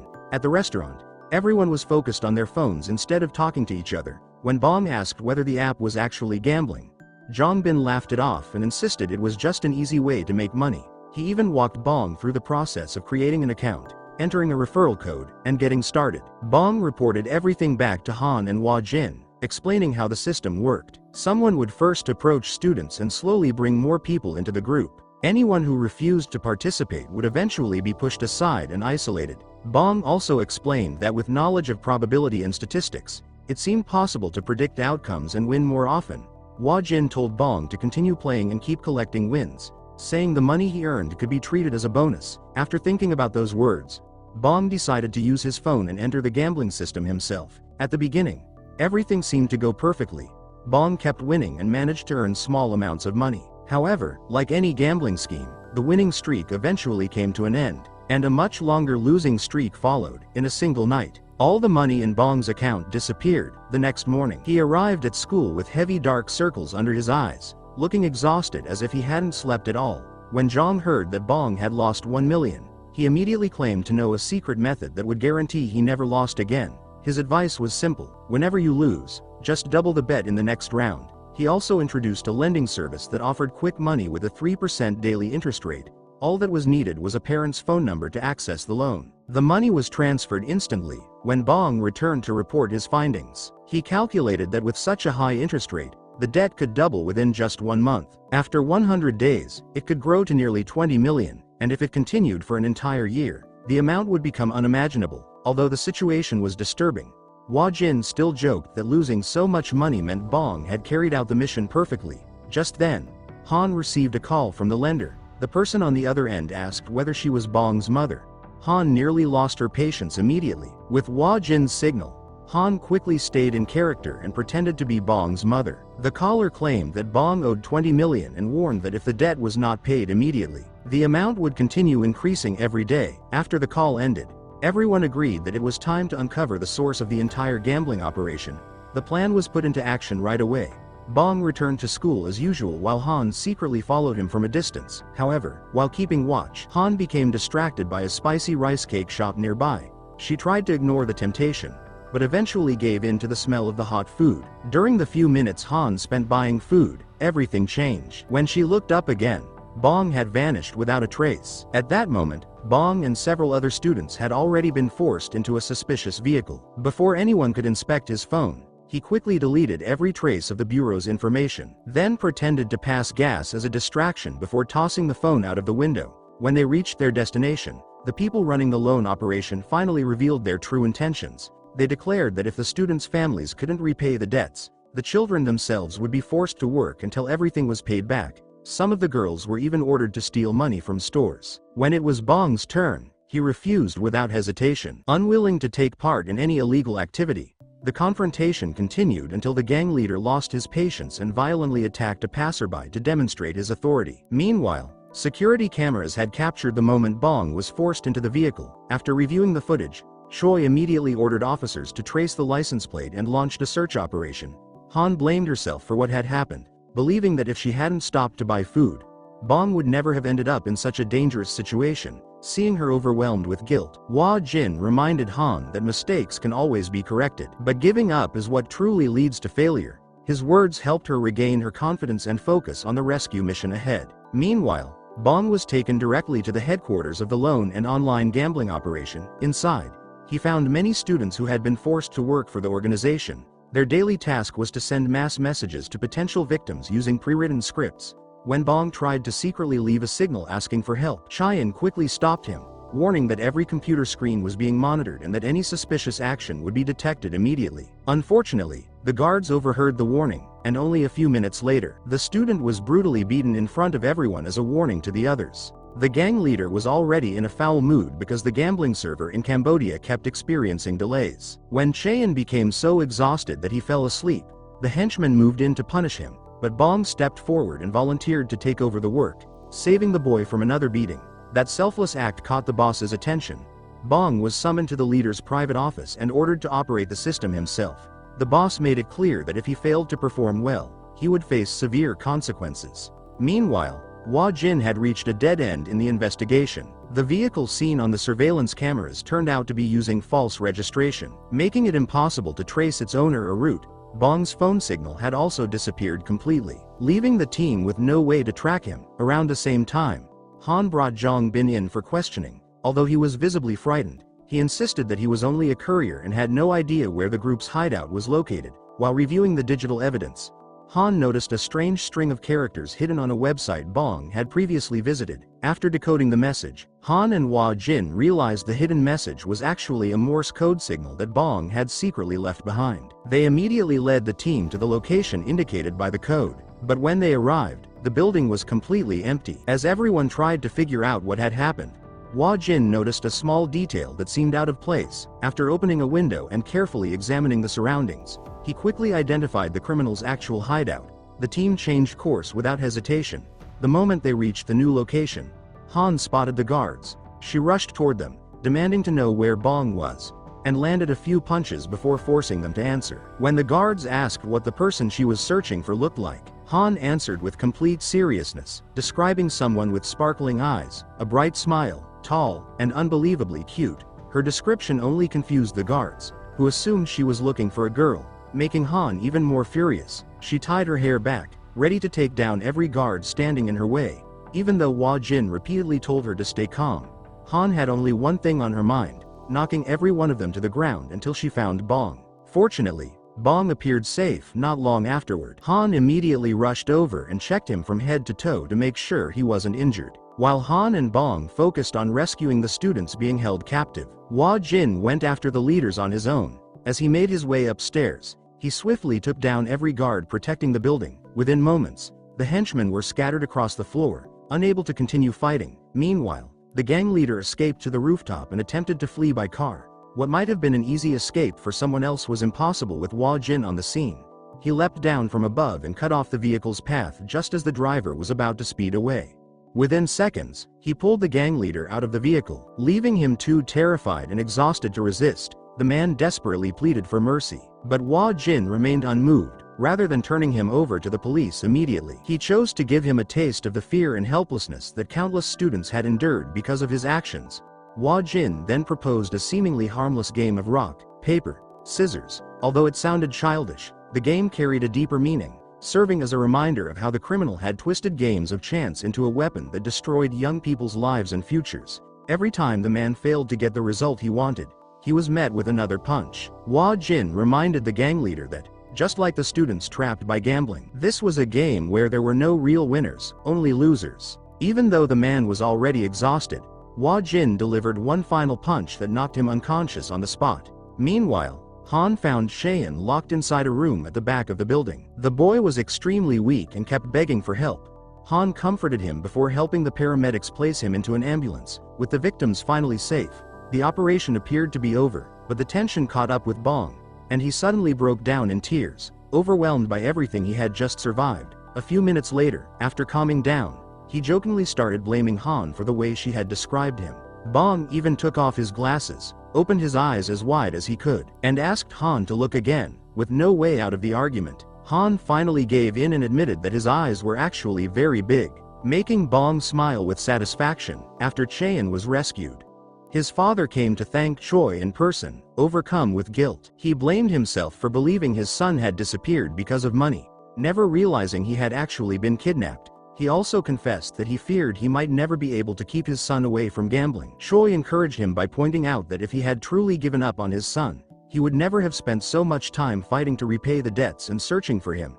His determination showed that there was still hope for Chae's future. Choi assured the father that from now on, his family would no longer have to face the struggle alone. Later, Hwa Jin brought Song Bin to meet Chae, standing face to face with the friend he had known since elementary school. Overwhelmed with guilt, Song Bin finally confessed everything. He admitted that he was the one who had introduced Chae to online gambling and kept pulling him back in whenever he tried to quit by showing him new ways to keep playing. Chae was heartbroken and couldn't understand why his closest friend would betray him like that. Hwa Jin reminded everyone that anyone who commits a crime must accept responsibility for their actions, but he also stressed that taking responsibility was the first step toward making things right. Hwa Jin also pointed out that the true victims were not only the students who had been drawn into gambling, but also their families. Parents were the ones left carrying enormous debts, enduring threats and humiliation from debt collectors, and in some cases even risking their jobs just to protect their children. Hearing those words, Chae broke down in tears, finally understanding the consequences of his actions. Chae and Song Bin were assigned to manual labor so they could experience the value of earning money through honest work. Their first paycheck was small, but it marked the beginning of their effort to repay the damage they had caused and rebuild their lives. As for Bong, Han planned to buy him a new phone to replace the one he had lost during the mission. However, the moment she saw how excited he became over the smartphone's apps and games, she instantly changed her mind. Instead of a modern phone, Bong ended up with a basic flip phone despite all his complaints. Han believed he was already showing early signs of developing an unhealthy attachment to online games, so she decided it was better to stop it before it became a real addiction. Meanwhile, Choi's political campaign continued to gain momentum as his approval ratings kept rising. Ki-tae. One evening, the two met at a restaurant where Ki-tae sarcastically accused Choi of using the memory of his late daughter to win public sympathy and gain political support. Choi answered without hesitation by bringing up a recent private meeting that Ki-tae had been deliberately excluded from. The remark immediately struck a nerve, leaving Ki-tae furious as he grabbed his phone to question the people involved. Before their argument could escalate any further, a mysterious visitor arrived. The newcomer requested a private meeting with Ki-tae to discuss matters involving the Educational Rights Protection Bureau, and the two stepped away to continue their conversation in secret. The discussion was held in complete secrecy. The only visible exchange was a set of USB drives passed between them. No one knew what information they contained, but it was clear that a new conspiracy was beginning to take shape behind the scenes. Meanwhile, television news announced that the Educational Rights Protection Bureau would launch a nationwide urine testing program in schools. Officially, the screenings were described as routine health checks to detect liver, kidney, and other medical conditions. However, many people suspected the real purpose was to identify students involved in drug use. As the investigation expanded, Hwa Jin, Han, and Bong prepared for their next mission. Their next assignment took them to one of Gangnam's most prestigious schools, a campus well known for sending large numbers of students to top medical schools. The moment Hwa Jin, Han, and Bong arrived, they could feel the intense atmosphere of competition. That day, the school was holding a major mock examination. Teachers repeatedly reminded the students that the results could have a direct impact on their chances of being accepted into their dream medical schools. Those who performed poorly would be expected to study even harder in the weeks ahead. As Jin observed the campus, he noticed the school's strict ranking system, where students were divided into different classes based on performance, with the elite Class S reserved for the highest achievers. The students in Class S were considered the school's elite and were viewed as the strongest candidates for admission to top medical schools. During the mock exam, however, Han suddenly began acting strangely. In his mind, he imagined receiving an acceptance letter to medical school while classmates and family members celebrated his success, but the dream quickly shattered when reality set in. In the middle of the exam, his nose suddenly started bleeding, forcing Jin to rush him to the infirmary. When Hanmin's mother was informed about what had happened, her first reaction wasn't concern for her son's health. Instead of worrying about her son's condition, Han's mother was furious that his exam had been interrupted. She hurried to the infirmary and demanded that he return to the classroom immediately. Han tried to explain that something felt seriously wrong, saying his body felt strange and his mind was overwhelmed by thoughts he couldn't control. His mother ignored his concerns, pulled a bottle of pills from her bag, forced him to swallow one, and sent him straight back to finish the exam as though nothing had happened. Once the test was over, the school announced that every student would be required to provide a urine sample. The announcement spread quickly, and before long, parents across the school had heard the news. Han's mother, along with many of the other parents, reacted with outrage. As students prepared to leave, Jin stepped in front of the school gate and informed everyone that no one could leave until the required urine test had been completed. Before long, a large group of angry parents arrived at the school. They argued that their children were at the most important stage of their academic lives and that any interruption could jeopardize their future.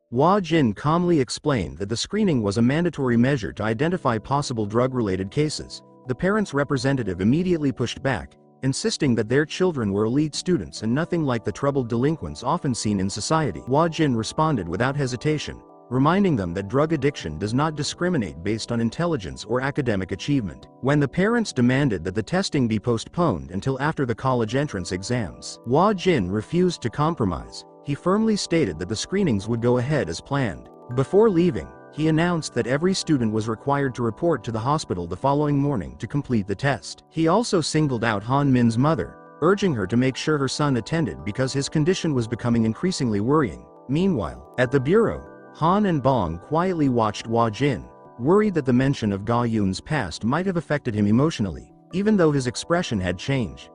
Jin pushed his feelings aside and remained focused on his responsibilities. The first thing he asked was whether every student had reported to the hospital for the mandatory testing. At the hospital, students lined up and submitted their urine samples one after another while everyone waited anxiously for the results. While everyone waited for the test results, Hanmin's mother received his mock exam scores. She immediately told him to check his email. Although his overall results were still excellent, she focused only on the one subject where his score had dropped. Instead of offering encouragement, she criticized him relentlessly, insisting that his lower mark was the result of not taking his medication properly. She reminded him of all the sacrifices she had made, the connections she had built, and the countless efforts she had invested to secure his future. The overwhelming pressure became too much for Han-min, and he stepped into the hallway to be alone. As he stood there, memories from his childhood began to flood back, reminding him that the intense expectations had followed him ever since he was in 6th grade. Ever since Han-min was young, his mother had been determined to turn him into a doctor. She spent years searching for the most prestigious private academies, convinced that only the best education would secure his future. During a visit to one of the country's most famous institutes, she was met with a harsh assessment. The instructor told her that Han-min's academic level was below average compared with the elite students in the area. While the highest performing students were already studying 12th grade material, Han-min was still struggling to catch up. Unable to accept that reality, his mother made a drastic decision. She relocated the entire family to the Seoko district, believing it would give her son a better chance to compete. They even moved into an old house simply because of the opportunities the neighborhood promised. Han-min's mother became convinced that living in a neighborhood where previous students had been accepted into medical school would somehow improve her son's chances. Believing the environment itself could influence success, she uprooted the family and dedicated every part of Han-min's life to studying. His days revolved entirely around textbooks, eating at his desk, sleeping beside it, and being monitored almost every moment. Determined to give him every possible advantage, she also worked tirelessly to gain access to the most influential parents' circles. Through those gatherings, she learned that children with parents who were professors or doctors often had an easier path into medical school. Among all the families, the most influential was Jawo's mother, Hoping to earn her favor, Han Min's mother visited her with gifts and eventually received permission to join the exclusive parent meetings. To earn a place among the influential parents, Han Min's mother made herself useful by volunteering at every gathering. She took detailed notes on the names of famous teachers and constantly searched for the most highly recommended tutors. Despite all the time, money, and effort she invested, Han Min's academic performance still failed to improve the way she had hoped, and Ja-wo's mother shared what she claimed was a secret to success. She revealed that her daughter had been taking medication that supposedly improved concentration and boosted study performance. Trusting her without question, Han Min's mother obtained the pills and began giving them to her son. The effects appeared almost immediately, and within a short time Han Min's ranking climbed dramatically. The sudden improvement convinced Han Min's mother that she had finally discovered the perfect solution. But in the present, everything began to unravel. The test results revealed that many students at the school had illegal substances in their systems. As the Educational Rights Protection Bureau investigated further, they uncovered a disturbing truth. Parents had been secretly sharing an unapproved and banned ADHD medication among themselves, believing it would improve their children's academic performance. Even more alarming, Han Min's condition was the most serious of all. Tests showed that the prohibited medication was present in his body at significantly higher levels than the other students, raising fears about the damage it had already caused. The investigation uncovered something even more alarming. In addition to the banned ADHD medication, another dangerous substance was found in Han Min's system. When the authorities tried to locate his mother, she had already disappeared. Flashbacks revealed how her obsession with academic success had continued to grow. Even after Han Min rose to the top of his class, she still believed it wasn't enough. Desperate for an even greater advantage, she searched online for stronger performance-enhancing drugs. She eventually found a seller claiming the medication had been used by the previous year's top medical school student. Convinced by the promise, she purchased the drug and gave it to Han Min. Before long, he had climbed all the way to first place. At home, Han Min's mother continued pushing him to study even harder. She told him he could stop going to school for a while and prepare for the college entrance exam from home instead. What pleased her the most was seeing Han Min ask for more pills on his own. To her, it proved that he was still determined to succeed academically. In reality, however, he was already showing clear signs of drug dependence. Just as he was about to swallow another pill, Hwa Jin arrived at the house. He repeatedly knocked and called out, but no one answered the door. Realizing something was wrong, the team immediately switched to Plan B. Without wasting a second, Han climbed onto the roof and rappelled down the side of the building to get inside. Han reached the window, smashed the glass, and rushed inside just in time. Moments before Han Min could swallow another pill, she restrained him and secured the situation before taking him to the hospital for emergency treatment. Han Min's mother desperately tried to stop them, but Hwa Jin stepped in and held her back. Looking directly at her, he asked if she truly understood what she had been giving her son all this time. The pills she believed would make him smarter, improve his grades, and help him reach the top of his class were not miracle study aids at all. They were dangerous drugs. The truth shattered Han Min's mother, and she broke down in disbelief, insisting that she never knew what the medication really was. In her mind, every decision she made had been driven by the hope of giving her son a better future. Hwa Jin looked her in the eye and asked whether she truly believed she had been unaware of what the medication was doing. She had watched Han Min suffer repeated nosebleeds and seen his health steadily decline. Yet she continued forcing him to take the pills because she refused to let go of her dream of seeing him enter medical school. At that moment, Hwa Jin informed her that she would not be allowed to see Han Min for the time being. Hearing those words, she broke down in tears, desperately insisting that her son had to become a doctor and demanding to know who would take responsibility for his future. When Han Min's mother worried that his future had been destroyed, responded by saying that if she wanted a medical career so badly, she should have pursued it herself instead of forcing her own dream onto her child. He explained that parents should be there to support their children, not use them as a way to achieve the lives they never had. At the hospital, Han Min struggled with severe cravings from the medication and repeatedly hit his head against the glass. When Han asked why Hwa Jin allowed him to do that, he simply replied that a painful hand was better than a child suffering a serious head injury. Bong also shared that his own mother once wanted him to become a doctor like Han Min, but medicine was never the path he truly wanted for himself. Meanwhile, Hwa Jin handed Han Min's mother the same strict study schedule she had forced onto her son and told her to follow it herself. From waking up before sunrise to studying for endless hours and eating as little as possible to avoid feeling tired, she was made to experience the exhausting routine Han Min had suffered through for years. Slowly, Han Min began regaining his clarity, but he still struggled with cravings and begged for more of the medication. Bong firmly refused. warning him that giving in once would only lead to doing it again and again until he became trapped in the same cycle he was trying to escape. While Han Min struggled through withdrawal symptoms, his mother continued solving endless exam questions, only to discover that her scores barely improved at all. At that moment, Han Min finally opened up to Han and Bong, revealing the pain he had been hiding for so long. He admitted that the pressure had become so overwhelming that he had thought about ending his life many times. There was even a moment when he considered skipping a single class to escape the stress, but his mother refused to allow it, and that was when those dark thoughts first began.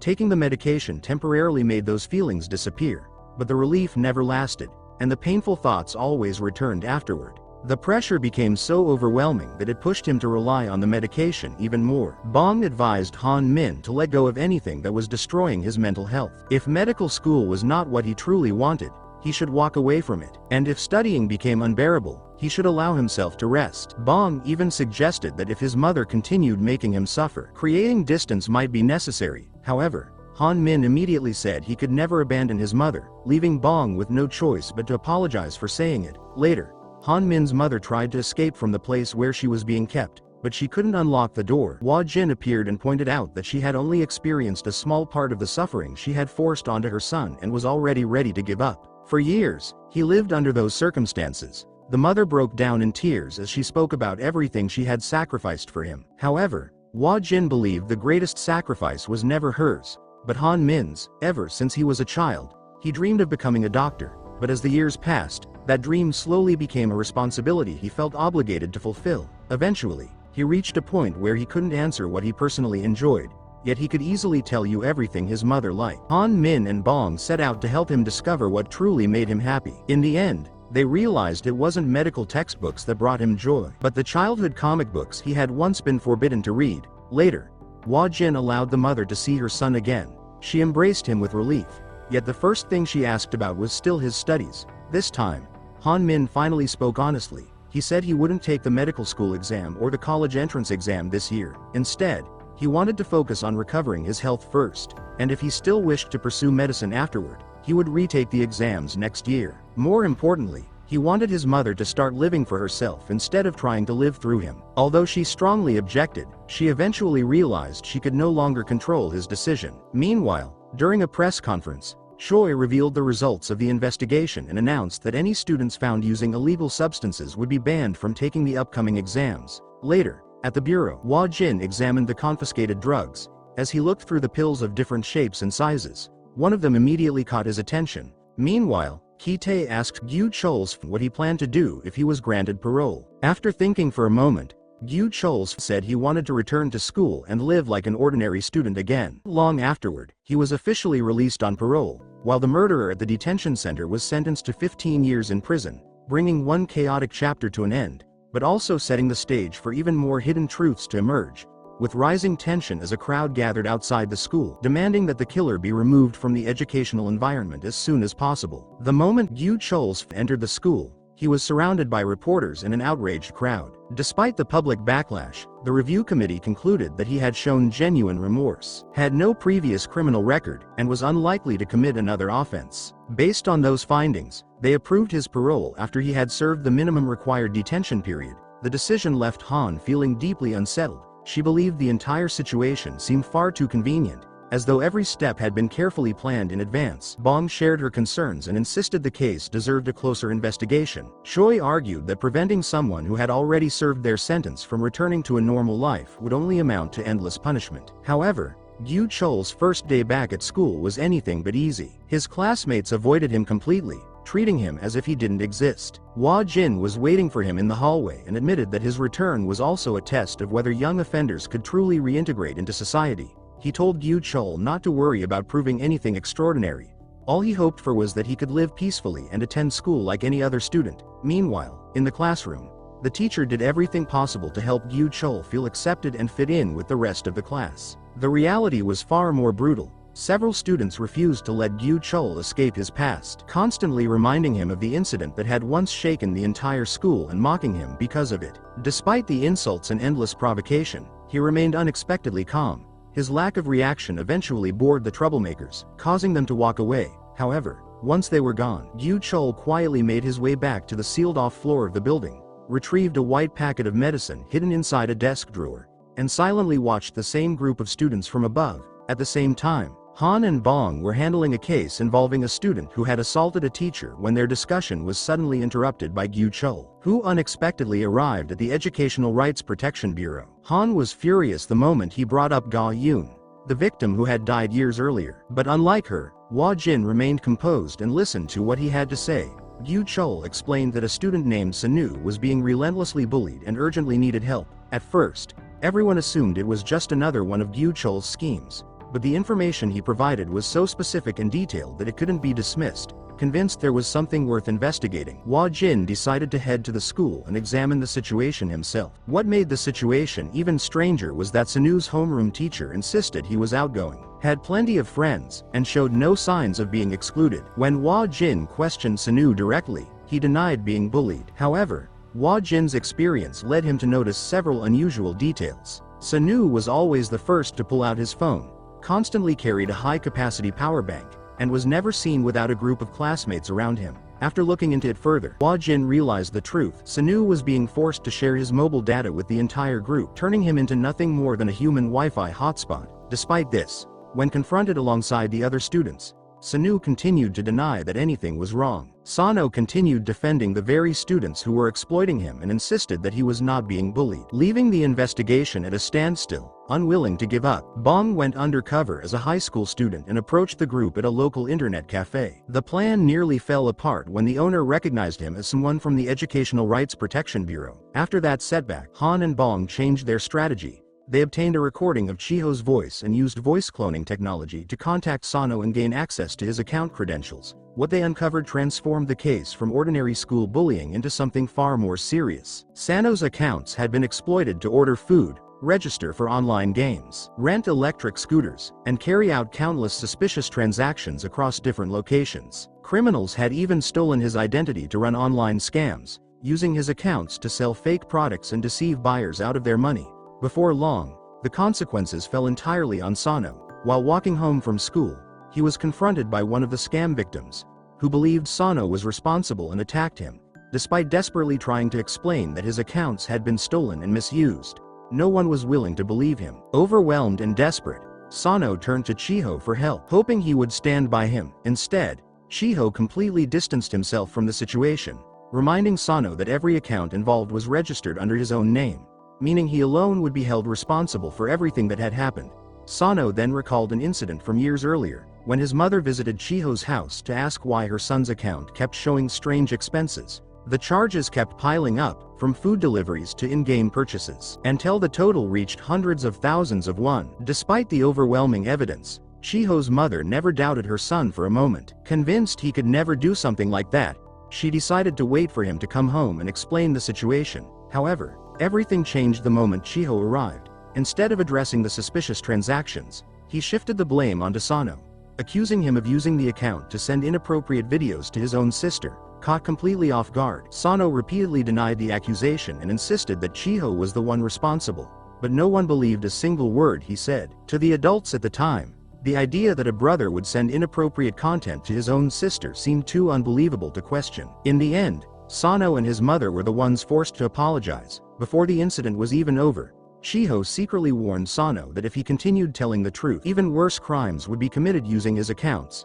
Back in the present, Sano was still trapped under Chiho's control. He couldn't even answer a call from his own mother whenever he wanted because every part of his digital life was being monitored. The reason was as absurd as it was simple. If Sano answered his phone, the internet connection would slow down, making it harder for the others to play their online games. Not long afterward, his mother called again, but instead of offering comfort, she scolded him over the money connected to the online scams.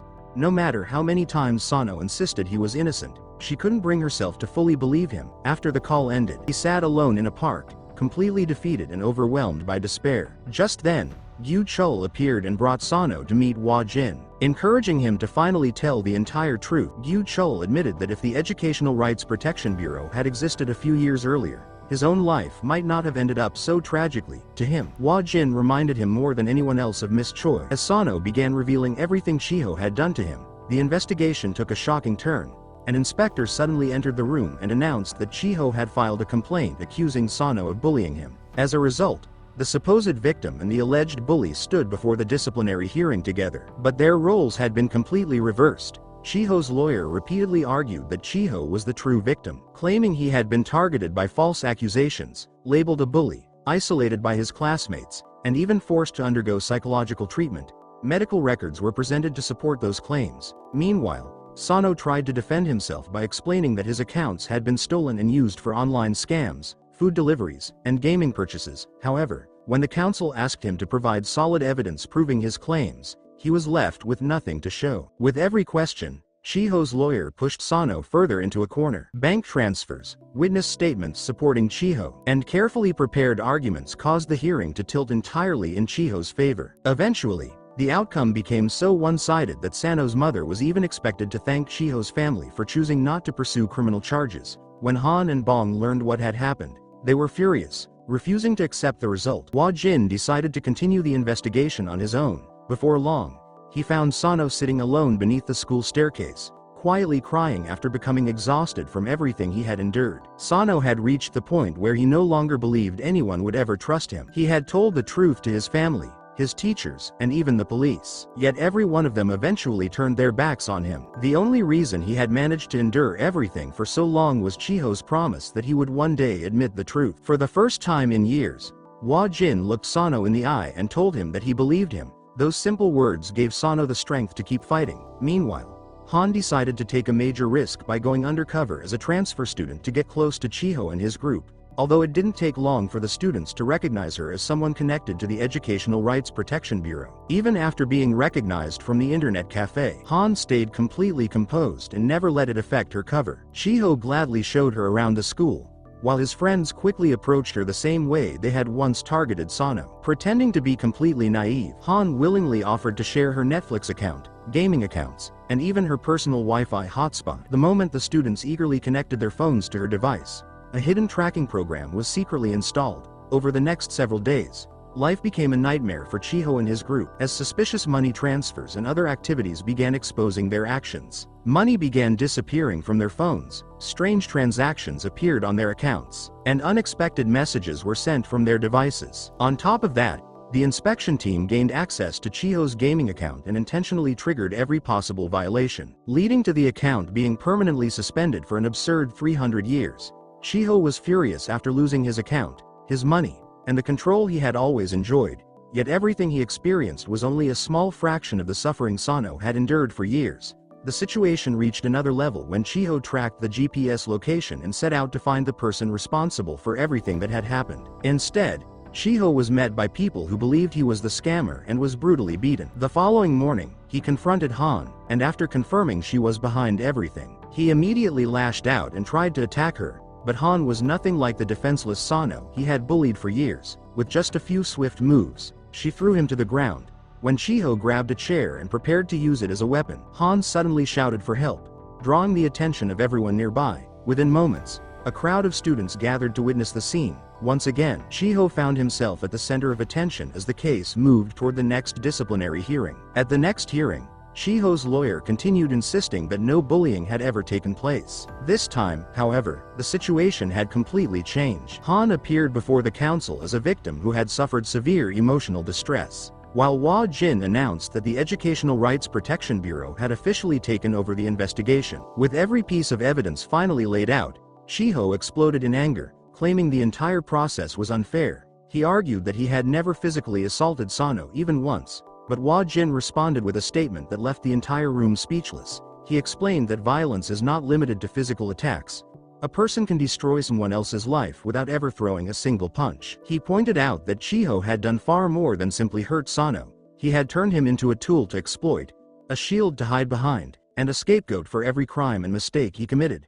Hearing those words, Sano broke down in tears in his mother's arms. For the first time, someone had truly recognized him as the victim. After completing the investigation, the Educational Rights Protection Bureau officially identified Chi-ho as the bully and placed Sanu under protection.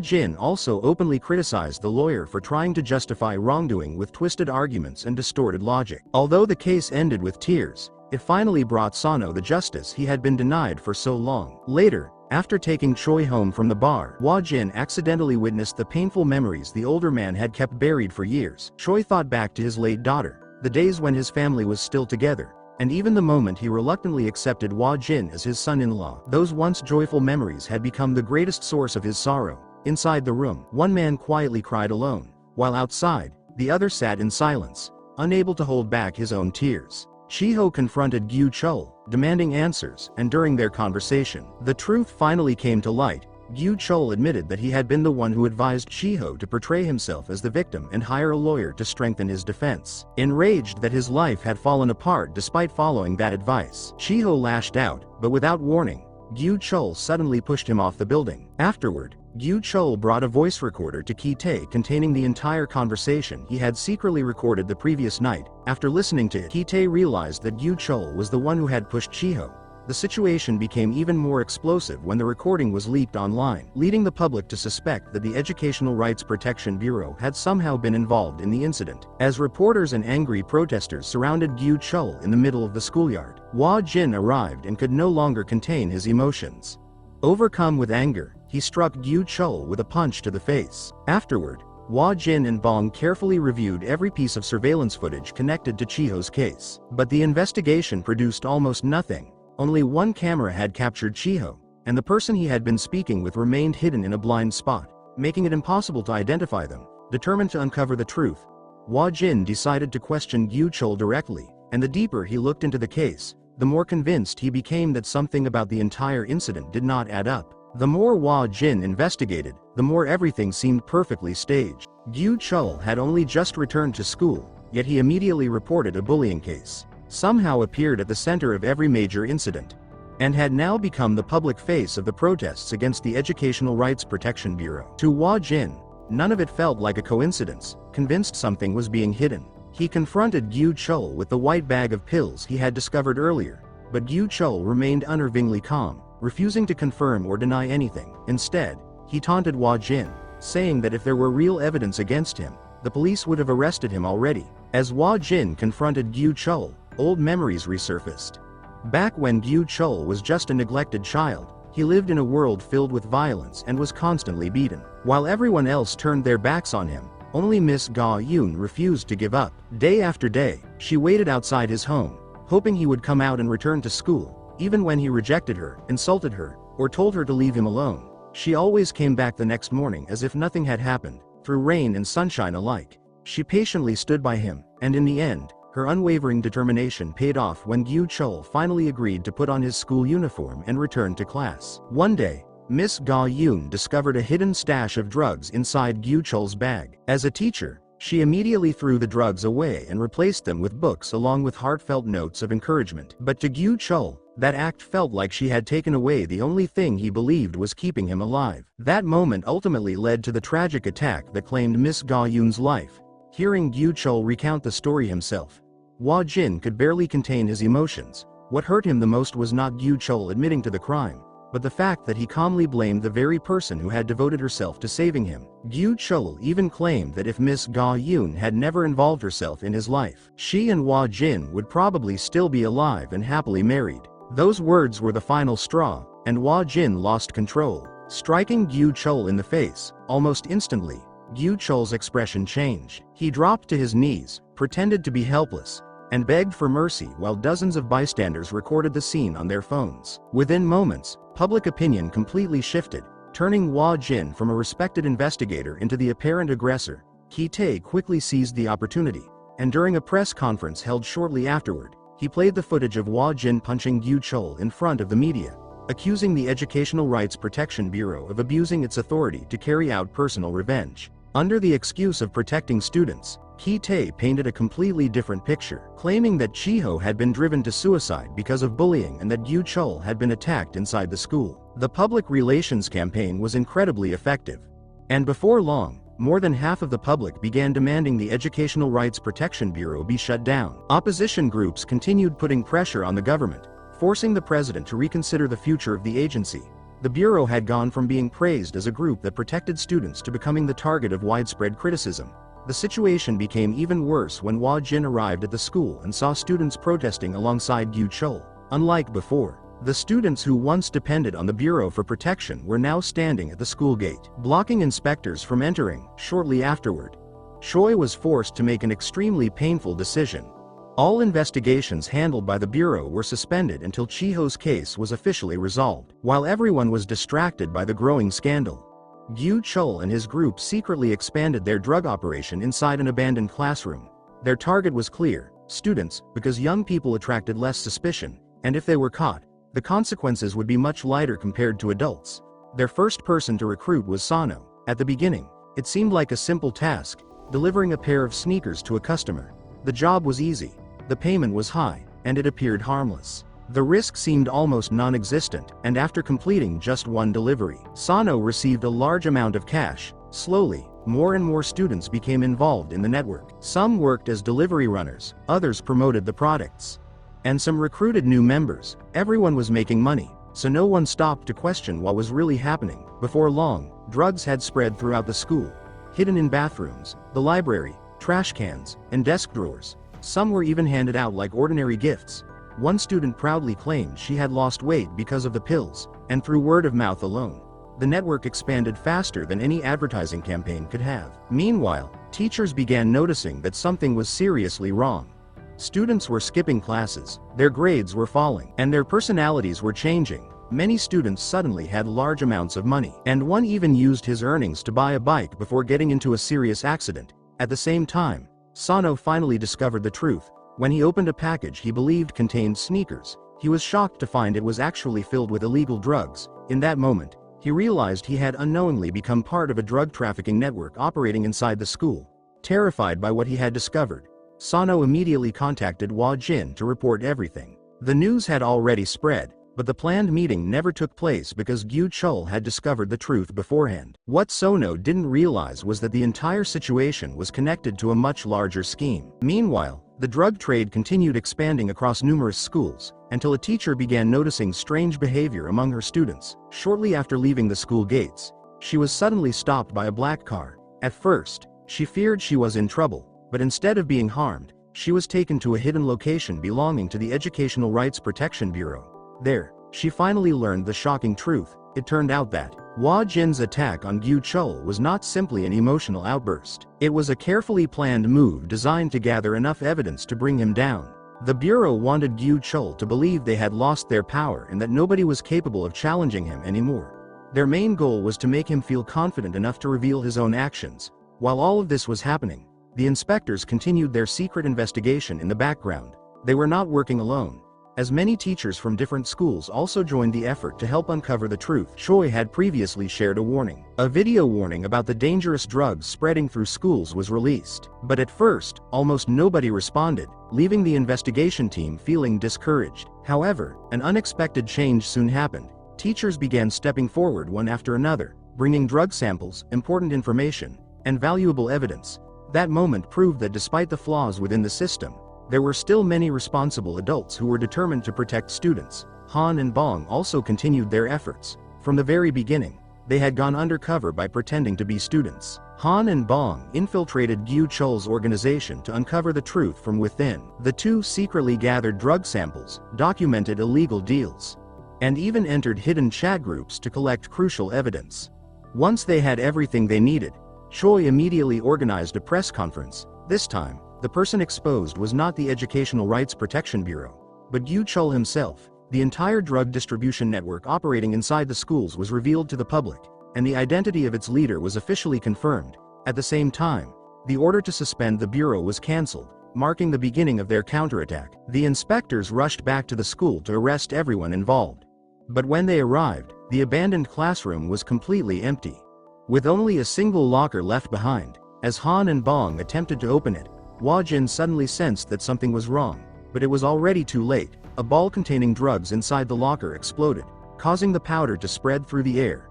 Han and Bong accidentally inhaled a large amount of it. Meanwhile, the students involved stood in the schoolyard laughing as if they were watching an entertaining show. Han jumped from the height and landed directly on two of the accomplices, causing them to fall and roll across the ground. The moment Gyu-chul saw Jin, he immediately turned around and escaped, starting the final chase. Han was forced to fight the other two suspects while still suffering from the effects of the drugs. Her vision began to distort, and everything around her started to change. In her hallucinations, she imagined herself battling with incredible moves like a hero from an action film. But the reality was completely different. She was actually being surrounded and attacked by multiple people. Luckily, Bong arrived just in time wearing a strange homemade suit made from iPads and virtual reality equipment. It looked ridiculous at first, but it turned out to be surprisingly useful. After a fierce physical fight, the two accomplices were finally captured and restrained. Meanwhile, while chasing Gyu-chol through the school, Hwa-jin was confronted by a group of bullies. These students were either involved in the drug distribution operation or had been manipulated by Gyu-chol for a long time. However, with the experience of an inspector who had dealt with countless dangerous situations, Hwa-jin knew these students were no real challenge. They were nowhere near strong enough to stop him, and one after another, the bullies were quickly subdued. Meanwhile, on the other side of the hallway, Gyu-chol realized the final moment had finally arrived. The instant he saw Hwa-jin approaching, painful memories from years earlier came rushing back.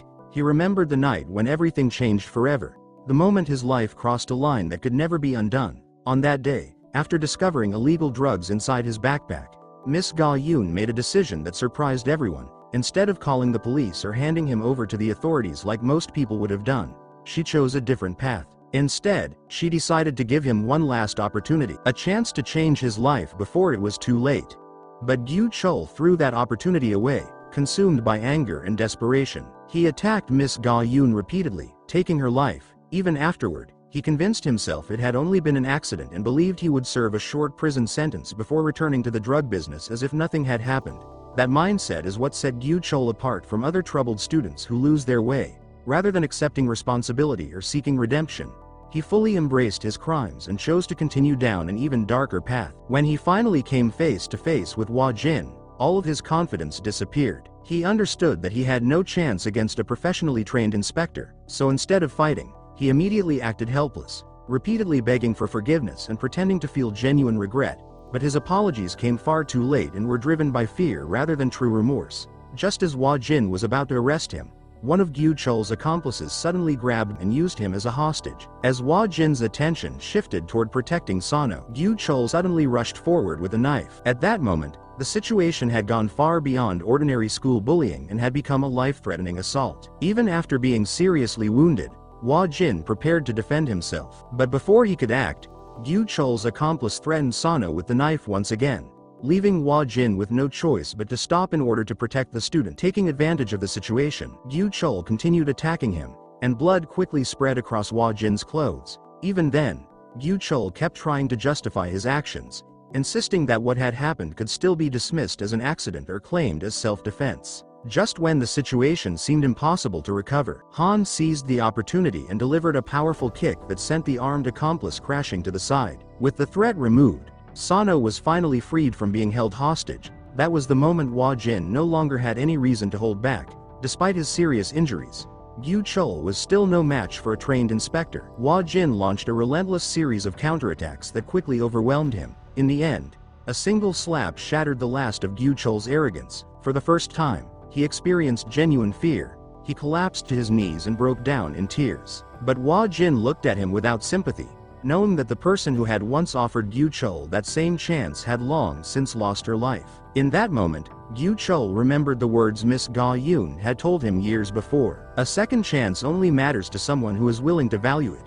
Those who waste that opportunity may never receive another. The painful irony was that Hwa-jin repeated those exact words to him. Hearing them again shattered the last of Gyu-chol's resolve. Completely overwhelmed, he even begged Hwa-jin to end his life on the spot, but Hwa-jin refused. Hwa-jin understood that revenge would never bring true justice. Instead, he told Gyu-chol that this was the final chance Miss Ga-yoon had left behind for him. A chance to keep living, to sincerely face his mistakes, and to spend the rest of his life seeking redemption. Those words finally broke through Gyu-chol's defenses, and he burst into tears. Moments later, Hwa-jin could no longer remain standing. After losing a tremendous amount of blood, he collapsed in the school hallway. As his consciousness slowly faded, he caught one final vision of his fiancée from years ago. Han immediately rushed to his side. The emergency team quickly arrived and rushed Hwa-jin into an ambulance, while Gyu-chol and his accomplices were taken away in police custody. When Choi reached the scene, Gyu-chol's crimes were officially revealed. He was expelled from the school and permanently banned from ever returning. But the moment Choi saw Woo-jin covered in blood, he could no longer hide his emotions. The man who always remained calm rushed toward Gyu-chul in anger, demanding to know why he had stabbed his own son-in-law. Soon afterward, a major press conference was held, where Choi presented a completely new vision of what education should truly represent. According to Choi, education is about far more than simply teaching academic subjects. It also means protecting children who are struggling, giving them a safe environment to grow, and preventing wrongdoing from destroying the true purpose of schools. His speech completely transformed the public's perception of the Educational Rights Protection Bureau. Following his remarks, the minister officially announced that the Bureau would continue its mission, remaining dedicated to protecting teachers, students, and victims of school bullying, after everything they had endured. Later, the members of the Bureau visited Miss Choi's grave together. Unlike before, the atmosphere was no longer filled with sadness. Everyone shared funny stories, recalled happy memories, and laughed together like a close family. They believed that if Miss Choi were still alive, she would have wanted to see them smiling instead of mourning. Just as everyone was enjoying the moment, Bong unexpectedly changed the conversation back to work, instantly ruining the cheerful mood. Meanwhile, despite the obvious feelings between Han and Bong, neither of them admitted what was in their hearts. To everyone else, they still behaved like nothing more than ordinary co-workers. Earlier, when Han was struggling under the effects of the drugs and was close to losing control, Bong came up with a completely unexpected way to bring her back to her senses. It caught her off guard, but it worked. Soon afterward, the story shifts to a new incident on a basketball court. A student is intimidating and bullying others. The group's leader constantly boasts about his influence and forces the other students to obey him. At that moment, Bong confidently steps onto the court and introduces himself as the deputy director of the Educational Rights Protection Bureau. Unfortunately for him, the bully is much taller, towering over him by nearly a full head. Faced with the obvious size difference, even Bong starts to feel uneasy, and just as he begins thinking about backing away, the students watched with mixed emotions, feeling both hopeful and uncertain. Moments later, Han arrived to help, but she was quickly pushed back when the bully used another student as a human shield. Just when the situation seemed to be slipping out of control, the real hero stepped forward. Woo-jin made his entrance. Even after recovering from a life-threatening injury, his commanding presence had not changed at all. The instant the students saw him, they realized exactly what was about to happen. Another special lesson from the Educational Rights Protection Bureau was about to begin. And this is where our story ends. If you enjoyed this video, please don't forget to like and subscribe for more amazing K-drama. See you next time.